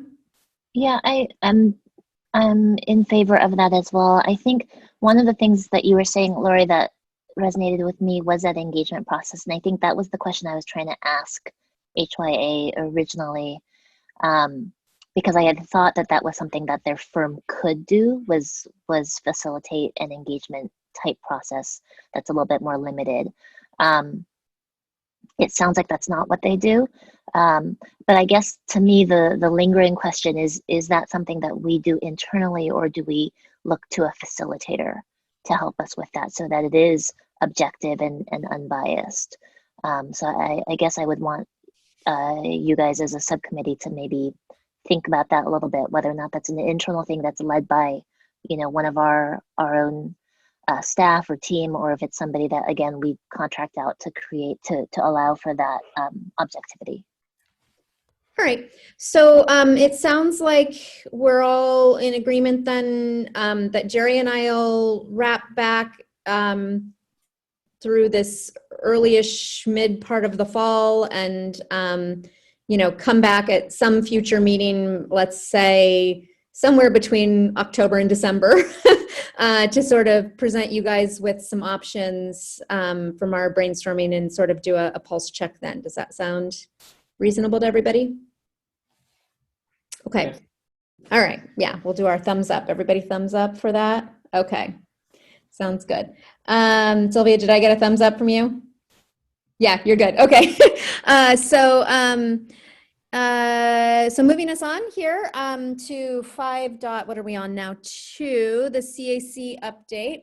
I am sure Stacy's gonna roll with that. Stacy and Leslie, maybe exciting news. Oh, and I should, sorry, before I move us on to 5.2, I do want to report that I did check on public comment, and we didn't have any additional public comment that came in for that item from Leslie. So moving on to 5.2 to the CAC, and we'll let Stacy roll with the update there.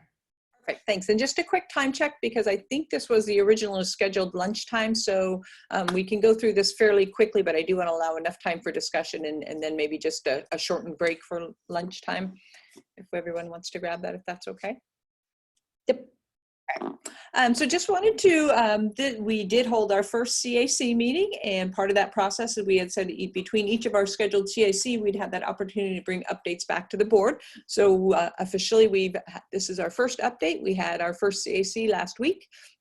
Our committee was all able to attend except for one person was absent. So that was very encouraging that our committee really has stayed committed since last March when they committed to be on the CAC. We were facilitated by Greg Dennis, our DWK attorney. And with that, I just wanted to spend the first couple slides or really review nothing new. Reminder of what the charge was that was created actually back in April. And so this charge was brought back forward in June, and we continued to use that as our opening with our CAC. You know, knowing that things have changed and times have changed, we had adjusted it from our original charge back in February. So just wanted to keep that in mind as well as you review what the previous charge had been. The next thing that we shared with the CAC was just gathering all, if you want to go to the next slide, Jeff, sorry. Was really looking at what were some of those criteria and the guiding principles that you as a board member and over the months had established. And this was really those information, hearing sessions from last year, input from the community, input from other stakeholder groups. What were some of these grounding principles that we really wanted to be focused on and to remind the CAC as they're working forward? Previous board meetings, we had a lot of discussion about the different areas. Last board meeting, we had really narrowed down and been able to identify that financial target as that $5 to $7 million. And again, that would be to work through our multi-year budget, knowing that we still have other areas that we need to make some financial savings on. But this was really the target that we gave to the CAC to work towards. Again, some of those things that we really cherish and value is that provide opportunities for parent choice. That is something that we hear consistently from our community, from our board members, from our staff, is that we are one of the districts that really are able to value and continue to offer that parent choice. Based on our first meeting, we spent time with the CAC doing a brief review of where we were financially, where we were with declining enrollment. Jeff provided an update as to where the costs were, the COVID, and then we really did start looking at into the charge. The takeaway from our CAC meeting really was there was a lot of concern and confusion over what that charge really meant. And again, I think things have ebbed and flowed over the last couple months. We've been provided with a budget that is much gloomier than I think we originally thought. COVID has certainly not helped any, although we know that COVID eventually, we hope, will go away and will no longer affect us. But a lot of those pieces have really changed where we are. Our enrollment is continuing to decline, probably in a more drastic way than we even had projected. We are seeing those numbers lower here as we started the school year. And so the board, so the Citizens Advisory Committee really came back and wanted this clarification to come from the board so that we can continue our work in our next meetings, is really to look at a more concise statement of the charge and really what is a fundamental charge and what's coming out of the CAC. What's that expected outcome when we produce something in October? They also wanted to, because this is a pretty daunting task as we've started to talk about closing schools, although closing schools is not everything that we are asking the CAC to do, they are looking at facilities. They really needed to know that it was okay to talk about closing schools. And I know that that's a topic that's always one difficult to talk about.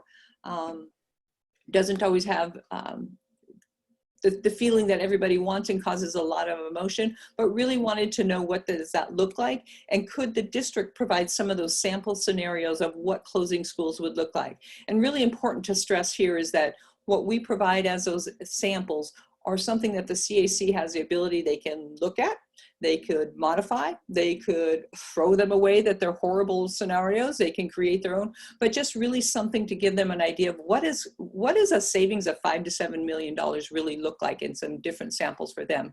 And then another piece that was really important for the CAC is the recognition of the importance of a transition plan, and that when we talk about reconfiguring facilities or restructuring or closing schools, it really has an impact across the entire district and across the entire CUSD community. So even particular schools that may be identified as closing, it still has an effect on everybody throughout the district, and really looking at how do we ensure that, you know, the community is aware, it's well communicated, teachers know the process, it's clearly identified when that timeline is happening. So that was more of a reminder to all of us that we want to ensure that there is a transition plan built in along the way as well. So with that, went back and took all the notes from the CAC, looked at our old charge, and came forward with what I would like to propose as a clarified charge. It doesn't change the charge that we've already created. I believe it's really important to continue that work moving forward with where we are, but really to provide that clarification so CNC can dive in and do their work. And so on the next slide, I tried to pull out and highlight some of those words that I think were the words that needed a little bit more definition or may have caused some of that clarification to be needed. So really looking at the new clarified charge would be: the Community Advisory Committee shall develop criteria to inform board decisions to repurpose facilities, including but not limited to closing schools, as part of a concrete plan to achieve short-term expenditure reductions, as well as provide long-term fiscal solvency and stability and a balanced enrollment in elementary and middle schools across the district. So I think this captures more of the entirety of where we are looking at. One of the areas that was confusing for the CAC is in our original charge, we had one bullet that was addressing fiscal use, and then another bullet that was talking about balanced enrollment, and there was some kind of a disconnect there. So we wanted to ensure that that balancing enrollment is part of that whole fiscal responsibility and needs to be looked at whatever plan comes forward. So to further clarify the charge, wanted to create a little bit more along the line of what the CAC charge and outcome is expected, using clarification on the original charge. So in addition to the established board criteria, the CAC will recommend any additional criteria for board consideration in making school closure decisions. We have the guiding principles that have already been developed by the board, but we really want CAC to be able to identify, is there something else that we want to consider as we're talking about closing schools? What are some of those pieces? And let them generate, so it'll be actually building on the existing criteria and principles. We want the committee shall validate the fairness and equitability of their recommendations to the board, so that they can really, because again, these are tough decisions to make, but we really want to be able to walk through the criteria of why. If we determine this particular school is going to be closed, why is that determined, and what is the outcome and what is the impact? Again, the committee shall focus primarily on school closures in light of our current and projected declining enrollment and consequent ongoing structural budget deficit. That really is the heart of where we are. Our enrollment is declining, our budget is in a deficit, and we really need to balance those two for a long-term stability throughout the district. And then the last step that the committee shall do is create a concrete plan. So if we go to the next slide, going into a little bit further definition of what really is a concrete plan. And this would be the alignment that the committee needs to look at as they're developing a concrete plan, because what tends to happen is that a lot of ideas and suggestions are still being generated that aren't necessarily a quantifiable amount that can be built into a budget. And so over the last 5 years, we have looked at adding after-school programs. We have looked at expanding our interdistrict policy. We have looked at bringing in preschools. We have looked at looking at our attendance policies and how do we make more flexibility in what school students can attend to. But all of those are things we're tried, and we will continue to work on those and continue to enhance those. But it isn't enough to generate that 5.7 million. And that's really the difficult part, because there are a lot of creative ideas out there, but are they going to reach that 5 to 7 million? And so we want to use this kind of test against it. Is it predictable and tangible? Is it something that we can actually build into that budget? So when Jeff shows our multi-year budget, are we able to build these amounts into that budget? To recruit and have an additional 10 students enroll in our district isn't equating to the 5 to 7 million that we need to have. Are we going to continue to allow those 5 to 10 students enroll in our district? Absolutely, because that is an increase in revenue, but it's not going to solve the problem at hand that we're facing with the CAC. Again, that 5 to 7 million, quantifiable.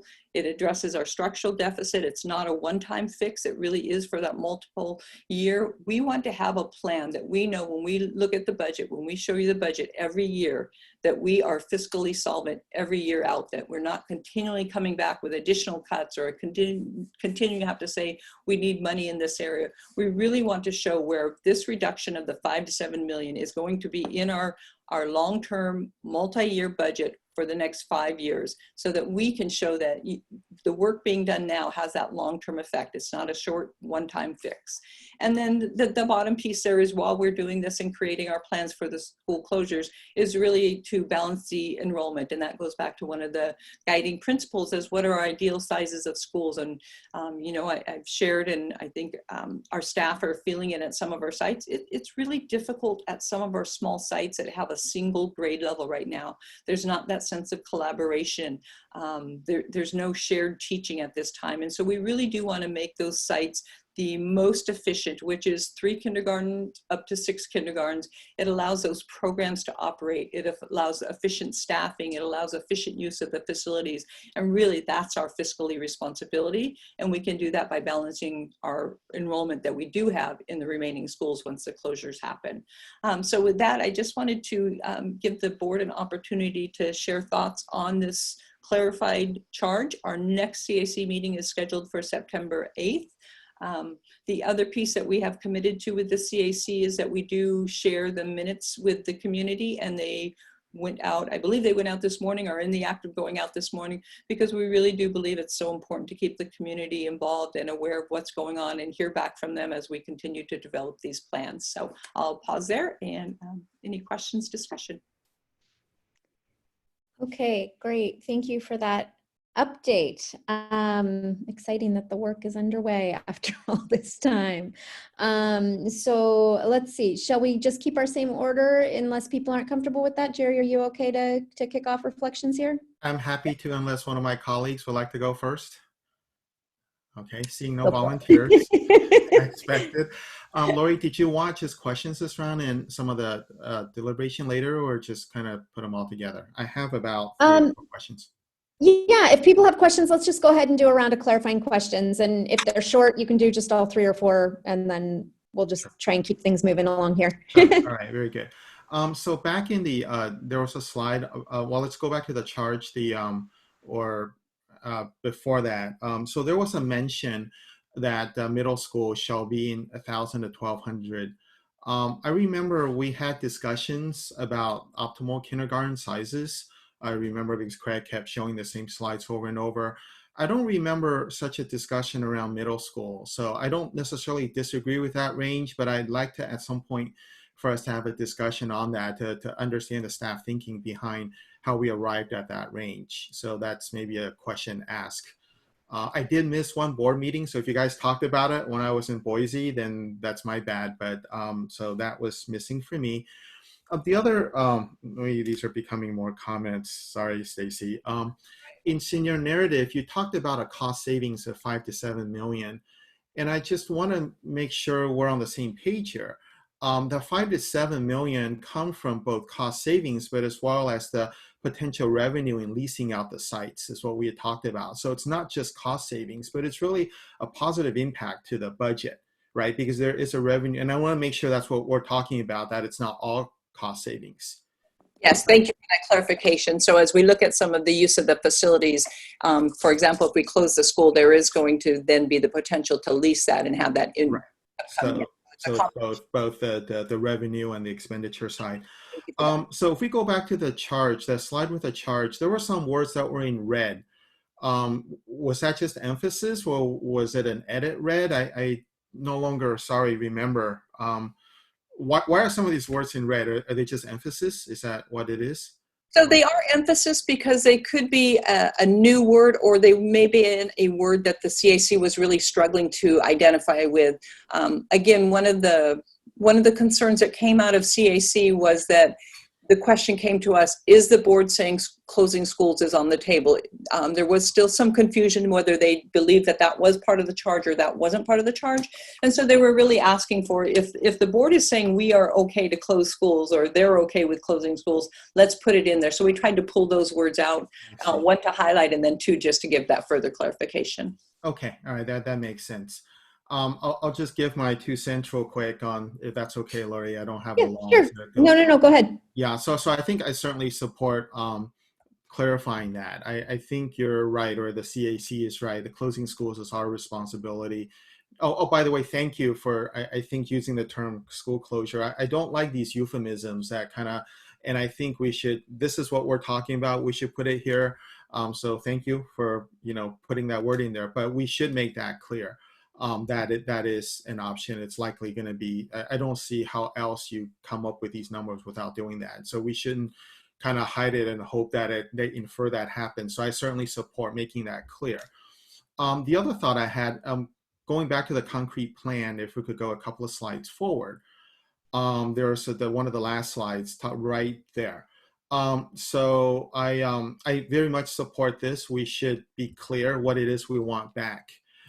I would like to float the idea of putting something in here about learning outcomes, because I think, and that's implicit in all of this, right? Because if I were to just operate the facilities as efficiently as possible, I would close half the schools, take all the students, divide them by 12 or 13, and just distribute them. If I didn't care at all what their learning experience was and how it impacts the learning and all that. And I think we do, and it's implicit in all of our thinking here. So I just want to, and what you said, Stacy, about making sure we have rich communities among the schools, so we don't have schools with a single grade class, single class grades and that sort of thing.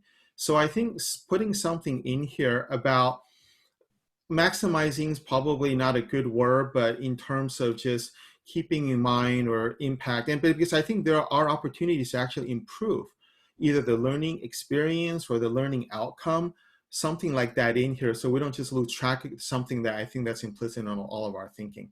So that's my current thinking right now. I look forward to hearing what my colleagues have to share here. Thanks. Okay, thank you, Jerry. Satish?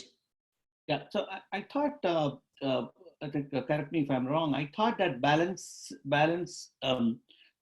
enrollment, right? I think that has been there. I know with the specific to the, I think that is definitely a charter. And what does it mean? Balanced enrollment, definitely a byproduct of it. Once you do that, there will be a school closure, right? So this is all interlinked, actually, if you see it. One is the 5 to 7 million, which we said last time. Okay, that's a budget saving.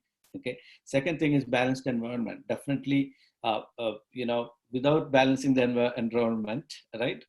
Or in the other way, if I say it, without closing the school, or without, I don't want to say the word of school closure, but a balanced enrollment. What it means is if we have a desired number, we have to adjust that within, we have to fill in some of the schools, and where there is a problem, we have to really look into. And these are going to help us in 5 to 7 million. I think I'm not sure why there was a confusion for CAC on this. I think why there should be an explicit saying that close so many schools, right? I think we had discussed that last time. Even Laurie came up with a number and things like that. We had enough discussion on that. But I thought we all were in the same page on that. There should not be any confusion. Are we expecting here to specifically say that, hey, X number of schools, you need to close this? or we thought that, or I thought, I've been under the impression that CAC will come back the options to get 5 to 7 million, right? Because we gave a number, we gave a range, and that includes, in order to get that, we need this things, right? So we are not specific about number of schools, but I think that was the kind of discussion and the decision what we made collectively, that let's not go for a specific number of schools. Okay, so I still stick to that. Okay, means like I don't want to dictate that you close so many numbers, but unless my friends here differ from that, we can always have a different opinion on that. But I think I still want to stick to that. That balanced enrollment, I think I like it, and the 5 to 7 is very critical for us.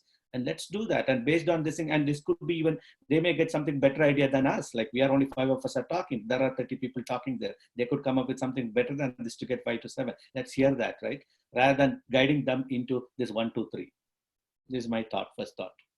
And I can add a little bit of clarification. I think where some of that confusion with the balanced enrollment, if it's not connected to anything, when you just say balanced enrollment, it would be easy to say we take our 16,000 students and we divide them evenly across our 25 schools, and then that would be a balanced enrollment. I think it's really important to pull that back into the operational efficiency and trying to achieve the 5 to 7 million cost savings and revenue enhancement. So that's why I think just this clarification really links it in. It's all part of it. It's not we're balancing enrollment as a separate entity. And yeah. So yes, I want to make it clear, right? Balanced enrollment doesn't mean that every school has the equal number of people, right? We have a range actually. We said that 3 kindergarten classes, for example, 3 to 6. Some schools may have 5. It doesn't mean that we have to bring a lot of people from Stockholm and put it in the other school. That's not the idea here, right? We were saying that this is desirable number or desirable number of classes to be, that is what the balance is. Balance is not total divided by number of kids. That is for sure. That is not the case. And let's be realistic on that. But I think at least, right, we need to have 3 classes or whatever it is. I thought we even last 2 board advance back, we talked about this when we were in, I think, when we were in Stockholm, that time we talked about this in the board advance. I think let's go with that. Like, these are the guidance, like, 3 to 6 kindergarten classes, for example. So it doesn't mean that they have to have 4 or 5. They can have 3 at least, or something like that, right? Yeah, so I think the true meaning of, not the literal meaning of balanced enrollment, but what is that balanced enrollment, I hope they got it. Well, and we'll reference back to the guiding principles, because on the guiding principles, it does state the 3 to 6 kindergarten classes, which relates to a balanced enrollment. So it's hooking them all together. Yeah. Okay. Yeah. Thank you. All right, Sylvia. Yeah, I think first I'm very much in agreement that in terms of closing schools, it should not be a proposal from the CAC. That's a big burden to put on that particular committee. The decision should come from the board and not from them. And so I want to relieve the anxiety that I think that might be happening in the CAC, because we don't want there to be this perception that, okay, we're just going to scapegoat them, because that's not what we want to do. I think that the purpose of having the CAC is to have the collective wisdom and creativity of our community members representing all of the 25 schools that we have, because they're going to have different perspectives and different insights into how we can utilize our facilities differently. I agree with Jerry in terms of having the wording of closing schools. However, I think for me, I really want to focus on that repurposing of facilities, because again, it's not just closing schools. We're not just saying, okay, we want you to close schools, you decide which ones, because if that was the case, again, I've said this before, then just send it to the budget advisory committee, because then it would just be a strict numbers game. And that's not what we're looking for. We're looking for creative ideas to look at different schools, look at different locations, look at schools that might be in, look at maybe some of our alternative schools and look at where their locations are, look and see if there's potentials for moving them around, shifting because they're not neighborhood schools, looking at different opportunities for creative combinations that allow for a richer learning experience. So I think I do want to keep that phrase of the repurposing facilities, because it doesn't then just limit the scope. It allows for the freedom for our community, or for the committee members, to still have that creativity and have the what if scenarios of different ideas. And I think I'm also, it's interesting, I'm glad that Jerry brought up the middle school thing, because there's this interesting balance with electives, right? I think one of the things that we as a district do really well, one of our strengths, is that we have this wide variety of electives that we're able to offer to our students to enrich their learning. And I'm very cautious about wanting to make sure that we're not putting the middle schools in a position where those electives might be limited because of enrollment. And so that's something that I would want to look at as we're making some goals for middle school enrollment. So I think that those are my primary comments. Okay, thank you. And Phyllis. Yeah, I don't have any questions, but I have several comments. I do want to echo Sylvia's comments about the middle school. If we let our middle schools get too small, I think we really jeopardize our electives program. And I agree, Sylvia, that the electives program is really powerful in our district. So I think we have to pay attention to that as we follow up on Jerry's question about why are we saying 1,000. So anyway, so I had a chance to go back and look at the levers that we talked about last spring. I had kind of forgotten a little bit about those. And as I looked at them, I think I would like the CAC to come closer to 7 million than to 5, because those levers to me are pretty scary. I do like the notion that we've got specifically calling out closing schools in the charge, because I don't think we're going to find that kind of money without closing schools. I'm a little confused about where we are as a board, though, in terms of what our expected outcome is from the committee. I was hoping that the committee would come back with, let's close schools A, B, C, and D for these reasons, and that they will have done their homework. What I'm hearing, I think what I'm hearing from other board members is, we want the committee to come back and say, let's close 3 or 4 schools and you decide which ones. You, school board, decide which ones. So I think I'd like a little bit of clarity on where we think we are as a board with the specificity that we want from the CAC in terms of school closures. And then the last thing is not, I don't think it's CAC's job, maybe it's not, maybe it's an administrative job, but if we close schools and we look at redrawing boundaries, or however we do the balancing enrollment piece, I want to make sure that we keep cohorts of kids together, so that so that the social and emotional transition of changing schools is easier on them. And the last thing I would like, and I'd like this as part of the charge, and I don't know how the rest of you feel, but I would like to have at least 1 school in every city that we serve. Thank you, Lori. Okay. So I will try and reflect, and also just maybe +1 on some things so I don't have to repeat. I do want to start my reflection out on thanking the CAC. This is a monumental, task and a very important service to our community. And I just, I hope that you will pass on our thanks as a board for their commitment, the fact that everybody showed up, the fact that everybody's staying committed, and the fact that they're wrestling through this hard stuff. Like I know that first meeting can't have been easy, it's of great service to us as a district. It's brave to step up and be a part of difficult conversations. And I just hope that the knowledge is there that we appreciate the service and that we know that they're doing it for the kids and for this community and that it's important work.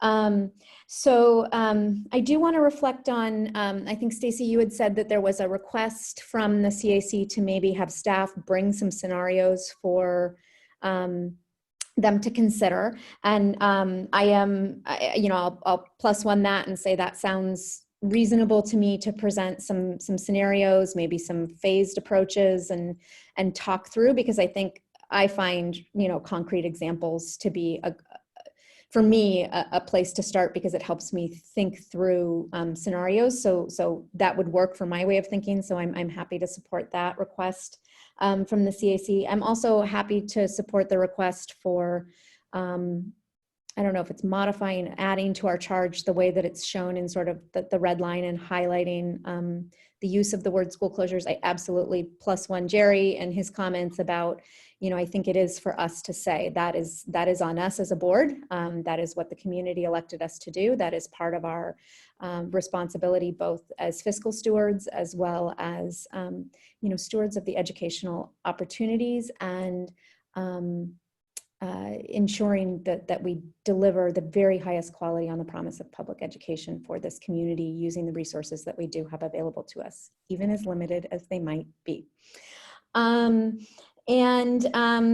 Plus one to the modification, to really say that I hope what comes back to us is real and achievable and quantifiable. So having actual dollar numbers next to it, it's I know that it's always our first instinct to want to try to be creative and throw out new ideas and or to revisit ideas that are out there that you're like, surely it makes sense to, try and bring in some new students or whatever the case may be. I think there are a lot of things that have been tried over the last several years. This is not a new problem for our district. So sort of, revisiting that aggregated list of what has been tried or what has been thought through extensively, I think is a great thing. But at the end of the day, I think what comes to us does need to have actionable, quantifiable numbers next to it and with a time frame on them. I know that we have, some immediate budgetary issues we need to address next year. I also know there are some things because we must look 3 years and we also choose to look 5 years, that there's the potential there to maybe spread out some decisions over time, but we need some quantifiable immediate solutions too. Plus one for the discussion on middle schools. I echo what my colleagues, both Phyllis and Sylvia, shared about the electives. I think one of my best memories of this district as a child myself and going through Cupertino Middle were my electives and a choice of electives, and that they are life skills, right? I sewed masks during the pandemic because I learned how to sew in Mrs. Liu's sewing class and sewing 1 and 2 at Cupertino Middle School. And I type, however many words a minute I do because I took typing from Mrs. Rosser, I think. And, all of the shop opportunities and the leadership opportunities and the communication opportunities and arts and music and all of those things are super important. And so I would like us to have a discussion on what that looks like. And I also would like us to have that discussion on what we want to offer for all kids in our middle schools. And I personally think 2 electives is it. So I'm just throwing that out there now, guys. I think that's probably it. For the September 8th meeting, I guess I would just, actually, and I want to reflect on what Phyllis said about if there's room to modify the charge. I absolutely believe that what we saw in Measure O and working on that committee is we have to give every city in this community and every region of this district a reason to support us in ballot action. And so keeping an anchor school in every city, I think, is a really important and difficult prospect for us to consider, but I think it is a value add and essential to the health, long-term health and stability of this district. So I would +1 that. And I think now I've gotten all of my notes here. And if I could throw out too, as Phyllis and Lori, as you brought up the concept of a school in every city, if that is a direction that you wanted to go as a board, not embedding that into the charge, but that would be one of the guiding principles, because that really is under our guiding principles, it fits into that format as well as something to consider if that's the direction that you guys want to go. And you know, that's great feedback. Thank you. And as a guiding principle, I mean, I guess for me, maybe what I'm throwing out is, if everybody's comfortable with it as a guiding principle, great. I would be in favor of adding it. If everybody's not yet on board with adding it as a guiding principle now, I would request that whatever comes back from the CAC would justify that choice, if there was a choice to remove a last remaining school in a city, with some pretty substantial data and or reasoning behind it, because I think that is has huge implications for us long term.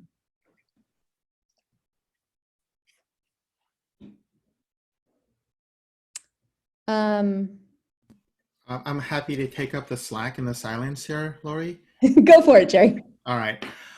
Just picking up on a couple of things here. So, Stacy, so what I'm hearing is that things that are in the charge would be requirements. And then things that are in the guiding principles are sort of very highly, it's like when you're hiring for a job, there's like must have a, I don't know, bachelor's degree, yada, yada, yada. And then there's a bunch of sort of things I really like to have. And to Lori's point, if we didn't have one of those, we certainly like to hear why we didn't. But these are not inviolable principles, as opposed to a charge that they can't come back to us and like not touch any school closures. That's the difference I'm hearing. Just want to make sure this is what sort of the difference between the two when you talked about putting things in the charge section. Sorry, the charge, we really wanted to keep it as that fiscal and the balanced enrollment, and then all those elements that reach that point really are those principles. For example, the stance that we're not going to affect our alternative schools. We're going to weigh every plan against that to make sure that's held in place, or that could be our starting point there. Sure. So the charge really is that overarching, those two focus areas, our budget and our balanced enrollment. Got it. Okay. That makes sense to me. Let's see, picking up on some of I think what Lori said makes a lot of sense in terms of, because I've had people contact me about that, because we've talked about this before in the spring of why is that principle in there? And I think what Lori said about building support, and basically everyone feels like they have a stake in the district, that to me is an important reason. What Phyllis said about when she asked about what the feeling of I'll just share what I feel like should be coming back is more than a number. It should be the specific sites and why, because the whole point, well, not the whole point, but I think a big part of having this committee for me is that there's a lot of detailed work that has to be done. Right. So my perspective, this isn't a brainstorming committee that we're chartering. It's one where you roll up the sleeves and you're looking at the data, crossing the T's, dotting the I's. And so I would expect to get back not just a number, but specific sites, why, and then what are the plans for migrating the populations. I think what Phyllis touched on a lot of good points of keeping the cohorts together and all that. I certainly agree with that. I should have written down all the +1s I heard along the way, and I thought, oh, this is obvious, I'll remember it, but now I don't remember it anymore. I don't know if any of you have any other questions, but I'm trying to answer the questions that I heard. But yeah, I'll just maybe stop here, see if somebody else wants to unmute themselves, but thanks. Yeah. Thanks, Jerry. Anybody else? And I mean, I'll just +1 what Jerry just said. In my mind, that must-haves versus the nice-to-haves, like, to me, that's the shared values, right? It's like, what are the shared values upon which we're sort of evaluating decisions? And for the list of things that might come back, I absolutely agree with you and Phyllis. I'm hoping to see a list of specific sites, and then maybe supporting those supporting values that made that site be on the list, right? And it might not be the same for every site. For some sites, it might be A, B, C, and D, but for another site, it might be A, B, E, and F. And, you know, I think it may be a little bit different for each site as to what it was as the reason why, but that it's pulling from those shared values and making the best combination out of our resources that we do have, which is, you know, and maximizing them, to your point earlier, for the best optimal learning environment for kids. Because I do think, in a way, it goes without saying, but it shouldn't go without saying. And I forgot to plus one that I am absolutely in favor of figuring out a way to call that out, either in the guiding principles or in the charge, or just, you know, stating flat out, like, at the end of the day, that's what this whole process is about. So anyway. And if Anybody I can, else? I'm not sure, am I allowed to plus one? I was gonna. Absolutely, part of the team. But one of the takeaway and the needs and the recognition from the CAC is really that bullet that talks about the importance of a transition plan. And in my mind, that's really the important part of identifying a school closure. But what does that mean? Where do those students go? You know, the task of the CAC is really to look at all of those components of it, not just identifying the school, but when they're validating why they chose that school, what is that impact of the community and where are those students going, so that we can see the big picture of, if we have 300 students to shift from a school, what are the opportunities for those students? What are the, you know, the priority schools that they may get to? So I really do see the plans incorporating those elements as well. Anybody else? Could I, sorry, I've spoken. I'll come back later. Can I address one of the, so for Phyllis and Lori, putting that anchor school in each one of the cities, can I get a little bit more, can we talk about that a little bit? When, in your mind, when you're thinking of that, are you thinking a neighborhood school? Because as I'm thinking about the alternative schools, because they're not tied to a neighborhood, there's flexibility there. And that's where I, you know, see opportunities for creativity and for repurposing of facilities. You know, and where things like traffic and you know, density and all those things can come into play. So for example, you know, like McAuliffe is at Saratoga, right? But when we think of Saratoga, are we only thinking of Blue Hills, or are we also considering McAuliffe in that? So I guess I just want to get some idea of where you guys are coming from with that being one of the guiding principles. So I can reflect on that. I mean, obviously my experience living in one corner of the district, and I live in the corner of the district that is where there are no alternative schools, right? So our whole quadrant of the district has never had an alternative program. And so we only have our neighborhood schools. And so the investment in those neighborhood schools in that community is the reason that community cares about our district. It's the reason the voters care about the district, because either your kids went to those schools, or your neighbors' kids went to those schools, or the kids at the end of the cul-de-sac went to those schools. And it's the reason that our city councils care about it from a safe route standpoint, for getting our kids not just to that neighborhood school when they're little, but also to, you know, through the city to the middle school or to the high school as they get older. And those connections between safe routes to school and generally safe routes for alternative transportation for all community members. And it's that, it's the fact that part of the city's identity is tied up in the schools, and part of the school's identity is tied up in the cities, and that there is that that sense that you belong to the district because there is a school inside the city boundaries. And so, you know, I might feel differently if I lived in a quadrant where there were alternative programs, but our quadrant has never had one. And I don't know that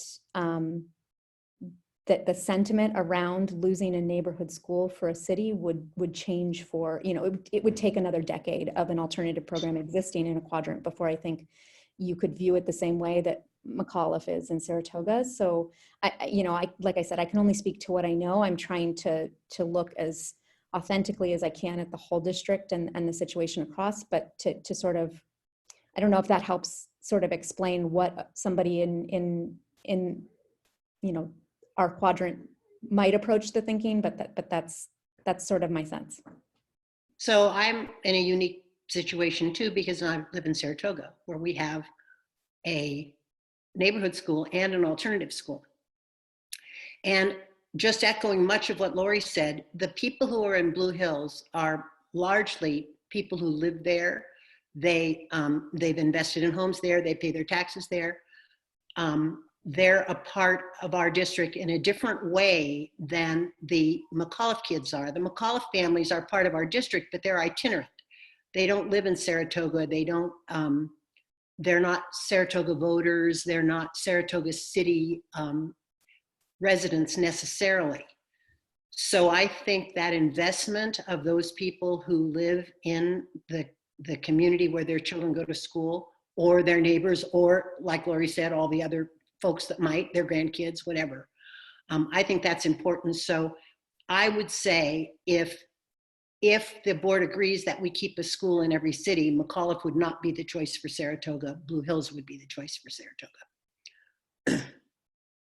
Yeah, okay, I'll just add. I think I like that idea. Actually, I think definitely we need the representation from every corner, and I think that sentiment we should definitely be honoring. And maybe, like, you know, when we are considering that, I think balanced environment definitely is an underlying thing, right? When we are considering, so probably if that's one of the key points that, let's say, for example, Blue Hills, if you want to keep as it is, then probably some of the neighboring schools, if there is a cut or a closure, we'll have to push more people to Blue Hills, something like that, right? So keep the anchor around that, but means like that is getting a more priority over our step-by-step approach, and consider that. I like that idea, because engaging all representation from every city is important, and definitely I think that's a good point. Yeah, I'm okay for that. So I want to push a little bit on it, because so one of the things I think as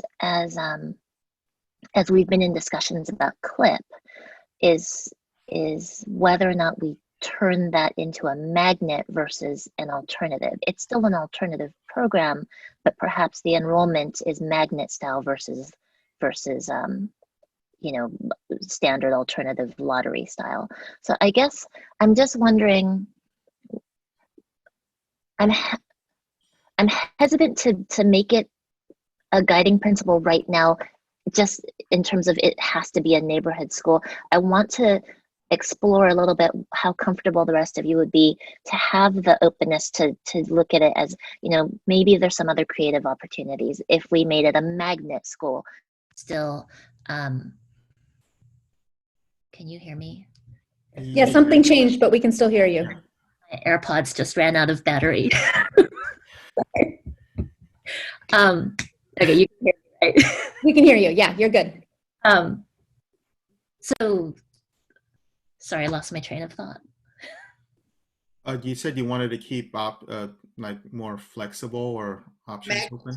Yes. So if there's, and I'm remembering this because of the conversations about CLIP, and if it was a magnet style, it would still be a neighborhood school, but there would be opportunities for lottery. So I guess I'm trying to see, as we give the CAC the charge to think creatively and look at facilities differently, could that still be an option, or are we looking strictly at keeping neighborhood school a neighborhood school with no, you know, lottery? Well, I think we already have that at Blue Hills. Isn't Blue Hills a STEM magnet? Stacey, help me out here. It is. It's designated as one of our STEAM schools and been growing that way. I would throw this out too, as well, as that part of the work of the CAC is going to be having these same type of conversations. And remember, they have to come back and validate why they made those decisions. So I would just be cautious on spending too much time on on this discussion, because really that will be something that the CAC can have the same type of discussion. And if they were to come with a proposal of an alternative school in another city, remember, they're going to have to go through the criteria of matching it up to, has it met all the criteria? Are they able to validate why they made that decision? You know, and I think in terms of leaving some of that flexibility to the CAC to be creatively creating some plans, I think there may be an opportunity to allow them to dive through this.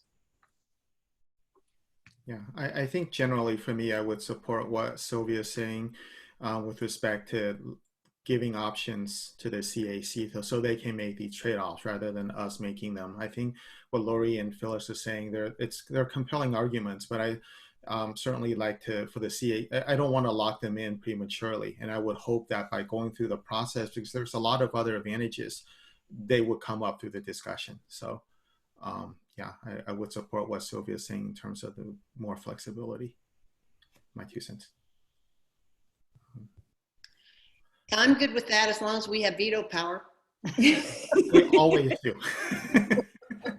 Well, that is the other reminder. We're going to bring back to the board, and you will have the opportunity then to discuss what's brought back forward and make the final decision. Absolutely.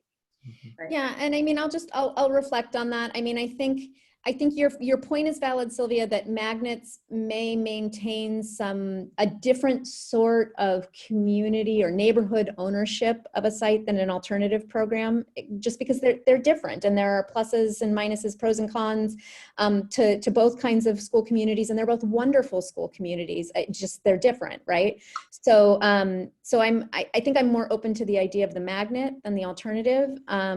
Just personally, and to Jerry's point, I guess ultimately we have the veto and the ability to try and talk to each other about the recommendations that come when they come. So I mean, I don't feel like it has to be set in stone that it has to be a neighborhood school if that's a sticking point for people. But certainly the ownership piece, I think, of the community, the neighborhood community feeling ownership and pride and the sense of this is our piece of this district that we have an investment in, and therefore makes us care as a neighborhood and as a group of citizens and voters is the piece that I would say is the value for me, as opposed to whether or not it's called a neighborhood school or a magnet school. Just one other point about magnet schools, which I think magnets are great.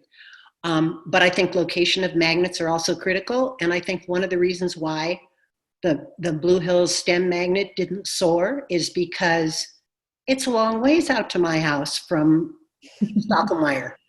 So I think when you talk about magnets, if you're talking about putting them in the outlying cities, that the transportation and the distance might be a factor. And I would hope that CAC would consider that as well.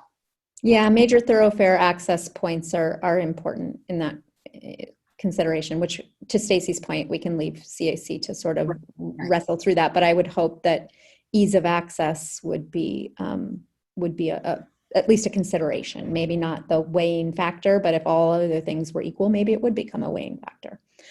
So anyway, all right. Any last thoughts on this one? Stacy, do you kind of have what you need from us in the comments and reflections people have given? I do, and certainly we can move forward on that. And then I did just want to address, I know that a couple of you brought up the comment about the middle school, and I would absolutely like to bring back that middle school discussion as early as even the next board meeting. Good. Okay.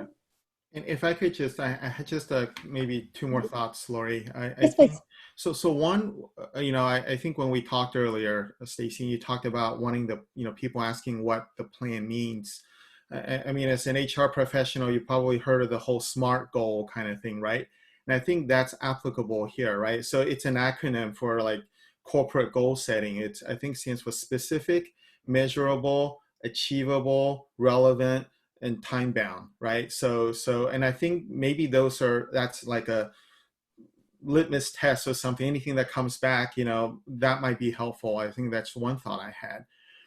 And the other thing is, if I could, had a chance to talk to the CAC, well, I guess I could always watch this and see this, is, for me, this whole exercise at the end is about learning outcomes, right? And so I've heard a lot from folks that say, opening a school, good for outcome, closing a school, bad for outcome. And I think in the CAC, we really need to think about these assumptions. And I'm hoping that in doing that work, they can double click through that, because I see this as part of some bigger plan, right? So we've had the strategic plan, and that spells out where we want to go. And this is, to me, part of the sort of the strategic financial plan. It's a part of it. And we've kind of asked people to focus on this. But at the same time, I think part of it, in me thinking about the broader picture, is once we free up that $5 to $7 million, or not free up, but somehow generate that from the facilities, what can we do? Where can we invest that? Right? We can plug our deficit, and what are the things we can do with that actually make things better for the students and everyone, right? There's that, and I know that's not part of that scope here, but I think it's part of us as a board. And so, you know, it's not a lot of these, so I hope they kind of have the opportunity to really go through and visit a lot of these assumptions. And at the end of the day, it's really coming back to learning outcomes for everybody. And so it's not, a lot of these are not black and white. So I'll just kind of leave that with my thoughts. Thanks. Yep. Yeah. All right. Anybody else? Closing thoughts? Trying to be, I know we're already a little bit over. So I'm not seeing any other desperately waving. Okay. So we are at noon. We had said we were going to try and wrap at 1:30 with a hard boundary of 2. We had originally said we were going to take some time for a lunch. If we just do, how do people feel about just a 10-minute break right now to get up, stretch, use the facilities if you need to, grab a sip or a bite of something if you need to hold yourself over until that 1:32-ish time frame, and then keep going? Is 10 enough? Too much? How do people feel about that? 10 minutes, that's good. 10? All right. So I will go ahead and call us at recess at 12:03, and I will see you back here at 12:13. In preparation for bringing the draft LCAP to you at the September 10th meeting, prior to asking you to take action on it at the late September meeting. So that's purpose 1. But then purpose 2, as you mentioned, Lori, is to really give you a chance to get a window into how the work of the LCAP connects to our strategic plan and the hard work of our teachers and principals and other staff at our school sites, and how we've kicked off this school year. One of the wonderful things about this new LCAP template is really everything that we're seeing in this template, we had already been thinking about and considering as part of our strategic plan work. Yes, the context is new and different now that we're in this full distance learning mode, but really the ideas that are underpinning these sections of the LCAP are not new to us. We had already established our core commitments, and we were already down the path on implementing some new approaches in preparation for this year, even before COVID. So we have made some tweaks to our approach based on what we heard in the stakeholder groups, and adjusted how we're using the resources because of the new context. But those bigger pieces around teaching and learning and what we know are true and important for our kids and for our staff and for our families are still those important foundations. So what we're planning to do is just have a few reminders. We'll touch base on the EdTech keynote, and then Marie, Lynn, and Stephen will take each section that we'll highlight today. I'd like to propose that if you're okay with it, for time, maybe we'll keep the feedback and questions at the end instead of doing it after each section, or we can continue with the plan as written. What do you think about that? Is everybody okay holding questions for the end? I'm seeing nodding heads, so I think we're good, Allison. Thank you. Okay, great. So going to the next slide.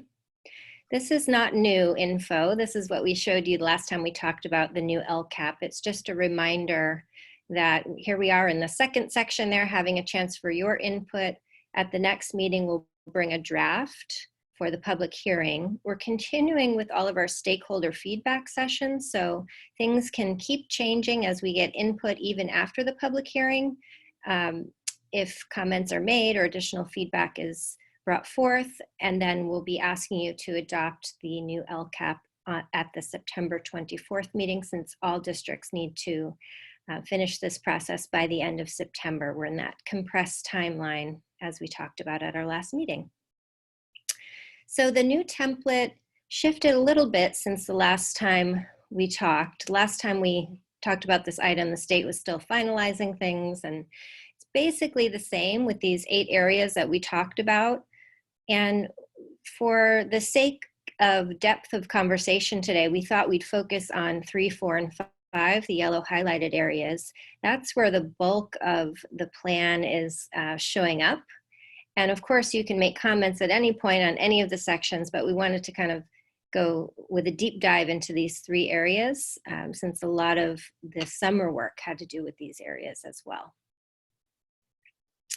So as I was mentioning, all along the way here in preparation for this school year, we have been using our strategic plan as our anchor.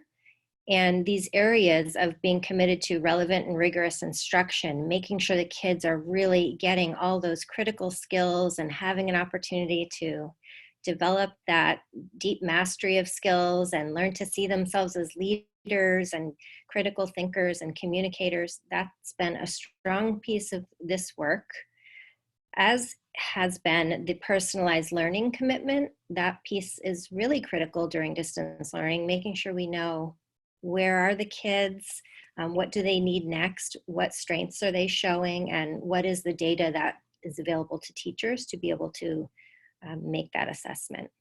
And then also really critical during this time is our commitment to the whole child, especially because we haven't been able to have that on campus connection time. So you will hear in the presentations that everyone is thinking about that all the time. How can we build those relationships and connections and foster that sense of belonging that we know is so critical for our kids to feel comfortable and for them to be successful in learning. Okay, so one of the things that we committed to doing was making sure that we had some common language around best practices in distance learning. And so all teachers viewed the EdTech keynote, and we shared that with you in hopes you would have a chance to take a peek at it before today. And so I want to invite you to share any reflections or themes or questions that came up for you as you were taking a look at that. And I thought maybe we could spend 10 minutes or so talking about it.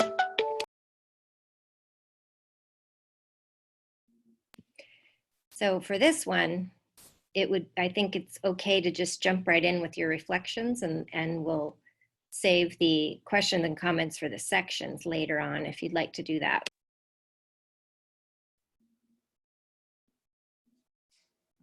All right, now that I'm unmuted. Do you guys want to stick with the same order, or you want a break, Jerry? Oh, I'll let someone else go first here, if it's all right. Yeah. I can go, Lori. Go for it. Actually, I thought it was an excellent video, by the way. I could go on for a little while with standouts, but I'm just going to mention 3. One of them was him talking about the core tools, which I thought was really critical for teachers not to have such a huge number of tools that parents and kids and everybody get so confused. So I thought that was key. The second thing was the middle ground between sort of the lecture format, the sage on the stage kind of concept, compared with the whatever the independent work is that the students are going to do. And I think in some cases our parents don't all quite understand that synchronous asynchronous difference, and so I thought that was a key piece of what he had to say. And then the third one that I'm going to mention is the building connectedness and relationships, which I think is not an easy thing to do when you're doing it over a Zoom meeting. But I think it's important for teachers to have strategies to be able to do that teacher to student, as well as student to student and families to teachers. So I think there are kind of three areas of connectedness that need to be built. And I think he did a good job of going through that. So thank you for sharing that, Allison. It was a good video. Okay, I'll go then. I can do that number 2. Okay, I think overall, I liked it very much. And I think three items which I really want to highlight is like one is to prepare as if it is a completely online, right? Like online in thinking, like, you know, how good it can be, like as an online thing.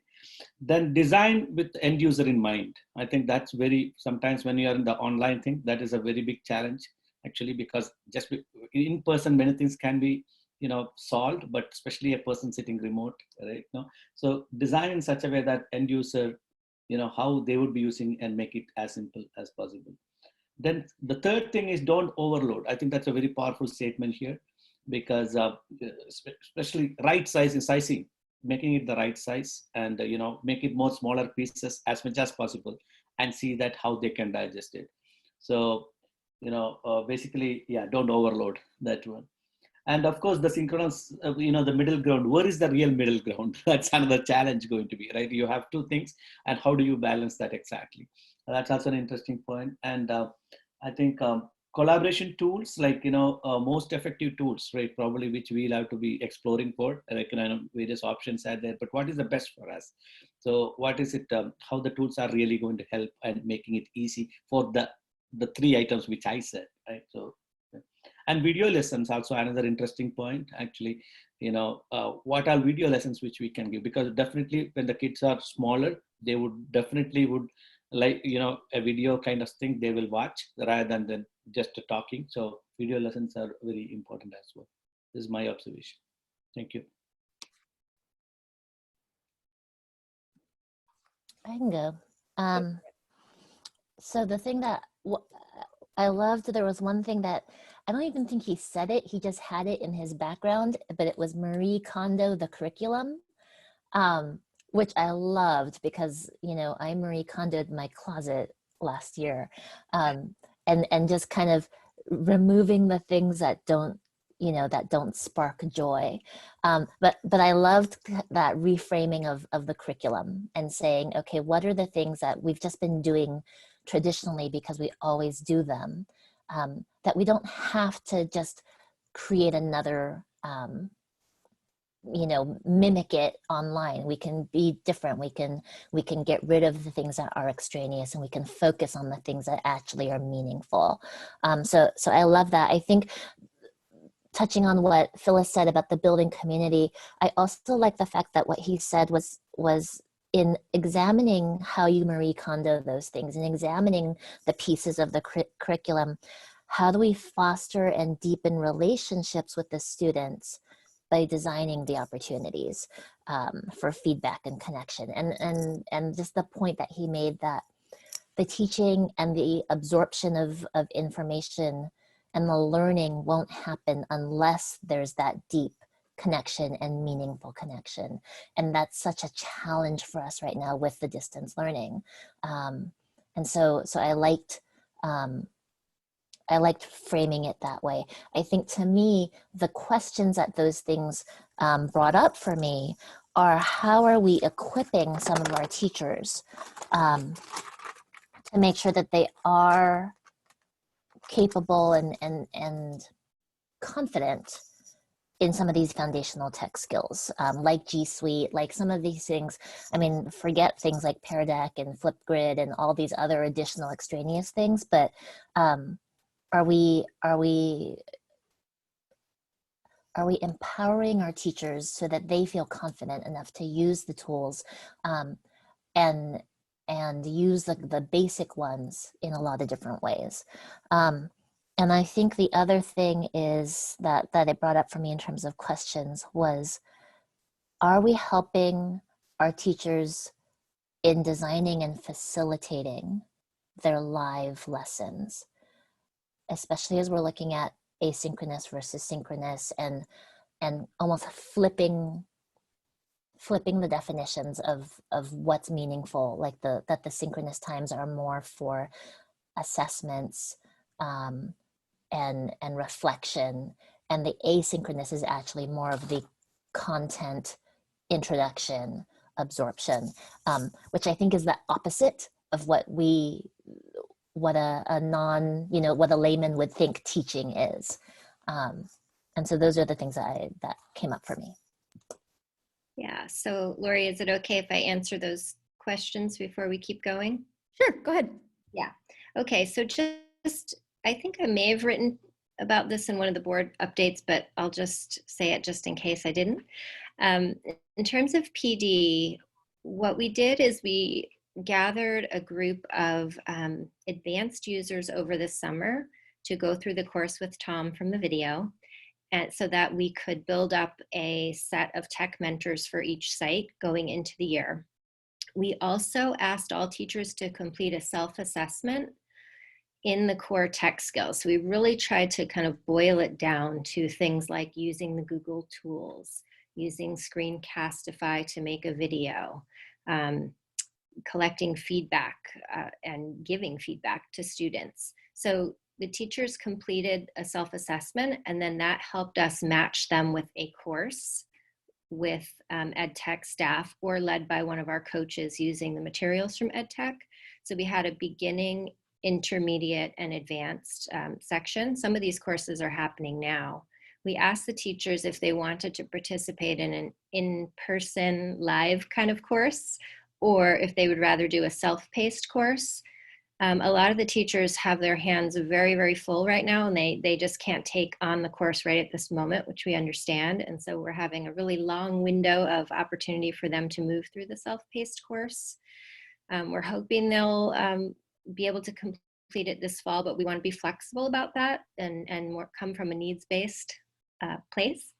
So they can get that just-in-time support from their tech mentor or from our coaches at the district if there's something that they need, but everybody will be going through that course that best matches where they're self-assessing themselves.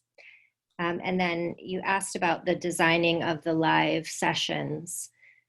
Yeah, I mean, that part is part of the course, but I think it's something that we're still going to need to keep revisiting. We have a site-based learning day in September coming up, but for our October day, we will have sessions with EdTech teacher as well as an opportunity for our own teacher leaders to share how they're approaching all the different tools and strategies for teaching and learning. And so I think that's something that we can continue to refine. It is a big, big transformation, and it's a, you know, it's an exciting but very tough journey. So we want to be sure we're offering lots of different supports along the way, and just acknowledging that it's not something that, you know, after one course, everybody's got it down and we're done. It's going to be an ongoing, evolving conversation. Okay, Jerry, you want to go or you want me to go? Oh no, I can go here. It's guess we're unrolling the stack the other way here. But before I start, Allison, this was a great presentation. I really enjoyed it. I can see a lot of work went into it, pulling all this material together and the interviews and so forth. So a lot of work. I want to acknowledge that, and there's a lot of content in here too. In terms of this particular keynote, I liked it a lot. I felt like there's a lot of discussions of sort of things people have been talking about in EdTech, some of these synchronous versus asynchronous, and really getting at decoupling the method of teaching versus what it is we're trying to achieve, right? And that whole discussion about the resilient pedagogy is one I really liked, about let's really think about what's effective and decouple that from like where it happens and all that. So I thought that was just generally really good. And I think it's, I like the sort of the punch list in the back, sort of towards the end when it talks about the important skills to have to be successful. And so this really got me thinking about whether or not we might want to, and we probably should, retain some of these practices even after we go back to normal, because I think some of these are just generally good practices to have, period, as opposed to because of distance learning. So in some sense, I'm happy that you're making lemonade out of lemons? Yes, lemonade out of lemons, right? Because I think otherwise, I think this gave us an opportunity to try out some of these things, and so we might come out of this better, a year or two from now. In terms of sort of questions, and you don't have to answer this now, it was just sort of what I was thinking about, was how, because I see a lot of things here about rethinking the curriculum and the videos and all the interactions. How does this ultimately affect learning outcome, right? Whether once we measure, and later I know you'll talk about social emotional and measuring, I'm really excited to see that. So, but that may be just something we have to let play out this year. But if that's something you could keep an eye on and think about how we measure that, I'm very, very much interested in how this approach to teaching compares with what we've done in the past, and whatever. I would love to see another one of these towards the end of the school year, and what kind of results we have and what we learn from this. So thank you. Thank you, Jerry. And I think you pointed out something that's really important, is that we actually had a really strong foundation even before the strategic plan because of the district's prior work with EdTech and the one-to-one initiative, and all of that past work really built up a really strong foundation of teachers who were ready for that advanced institute. And so just as you said, this is not, we're all having to leverage these tools now because of distance learning, but they are not unique to distance learning, and they ultimately can, we hope, improve teaching and learning overall, even after we move out of this phase. And so we're excited to see where the journey leads. Okay, all my colleagues stole all my favorite ones. Let's see here. So the part about, in the very beginning, he talked about what can we recreate, what can't be duplicated, and what new processes do we need to develop as a part of that. And it made me reflect a little bit on sort of the can recreate part, because I like that it was stimulating this idea of not just what works well, but what can I just immediately pull in and have in my tool bucket if I just think about it in a slightly different way, and sort of repurpose, because I think that the thought of distance learning is so overwhelming, because it is so overwhelming, that being able to feel confident about something instantly because you already do it well, you just maybe need to modify it just a little bit, has to be validating, I think, for our staff, because they do so much so well already. So that resonated with me. I think Sylvia hit on the pieces. He stopped at one point and talked really about building community and the interactions being the key, and getting the kids interacting with each other. And that really then that the purpose behind that, which he talked about in a different point, is that the relationships become the foundation of what brings kids back and keeps them engaged, and that the learning will come if you have that relationship as the foundation, both the relationship with the teacher and the relationship with the class. So that was really powerful for me, and thinking through, that obviously we are going to have kiddos who struggle to stay engaged, and that this work we do, or putting the time in the beginning on the community building, is so important, but then also recognizing that if we have kids that are struggling, that can be an immediate tool to go after to help draw them back in too. I loved Sylvia hit on the Marie Kondoing, and I will just say that stimulated for me, not just the thought for us about, I think a lot of that summer work about the pacing was so important, because I think picking out those key spiraling concepts that need to be those must-haves that we have to build into the pacing to ensure that we cover them for all learners is super important for us here locally. But I'm hoping that part of what comes out is not just a local conversation, but a statewide conversation. I hope our state board comes back and looks at our standards and looks at what the whole state has learned about what works for kids, and what really that essential distilled spiraling skill set means in the context of the lemonade to be gained for statewide learning and maybe even nationwide. So yes, I think important for us to do that work locally, but I really do hope, and I guess I'll take it as a to-do to make sure I'm advocating with our state board that I hope they do that work too. So I guess I'll stop there.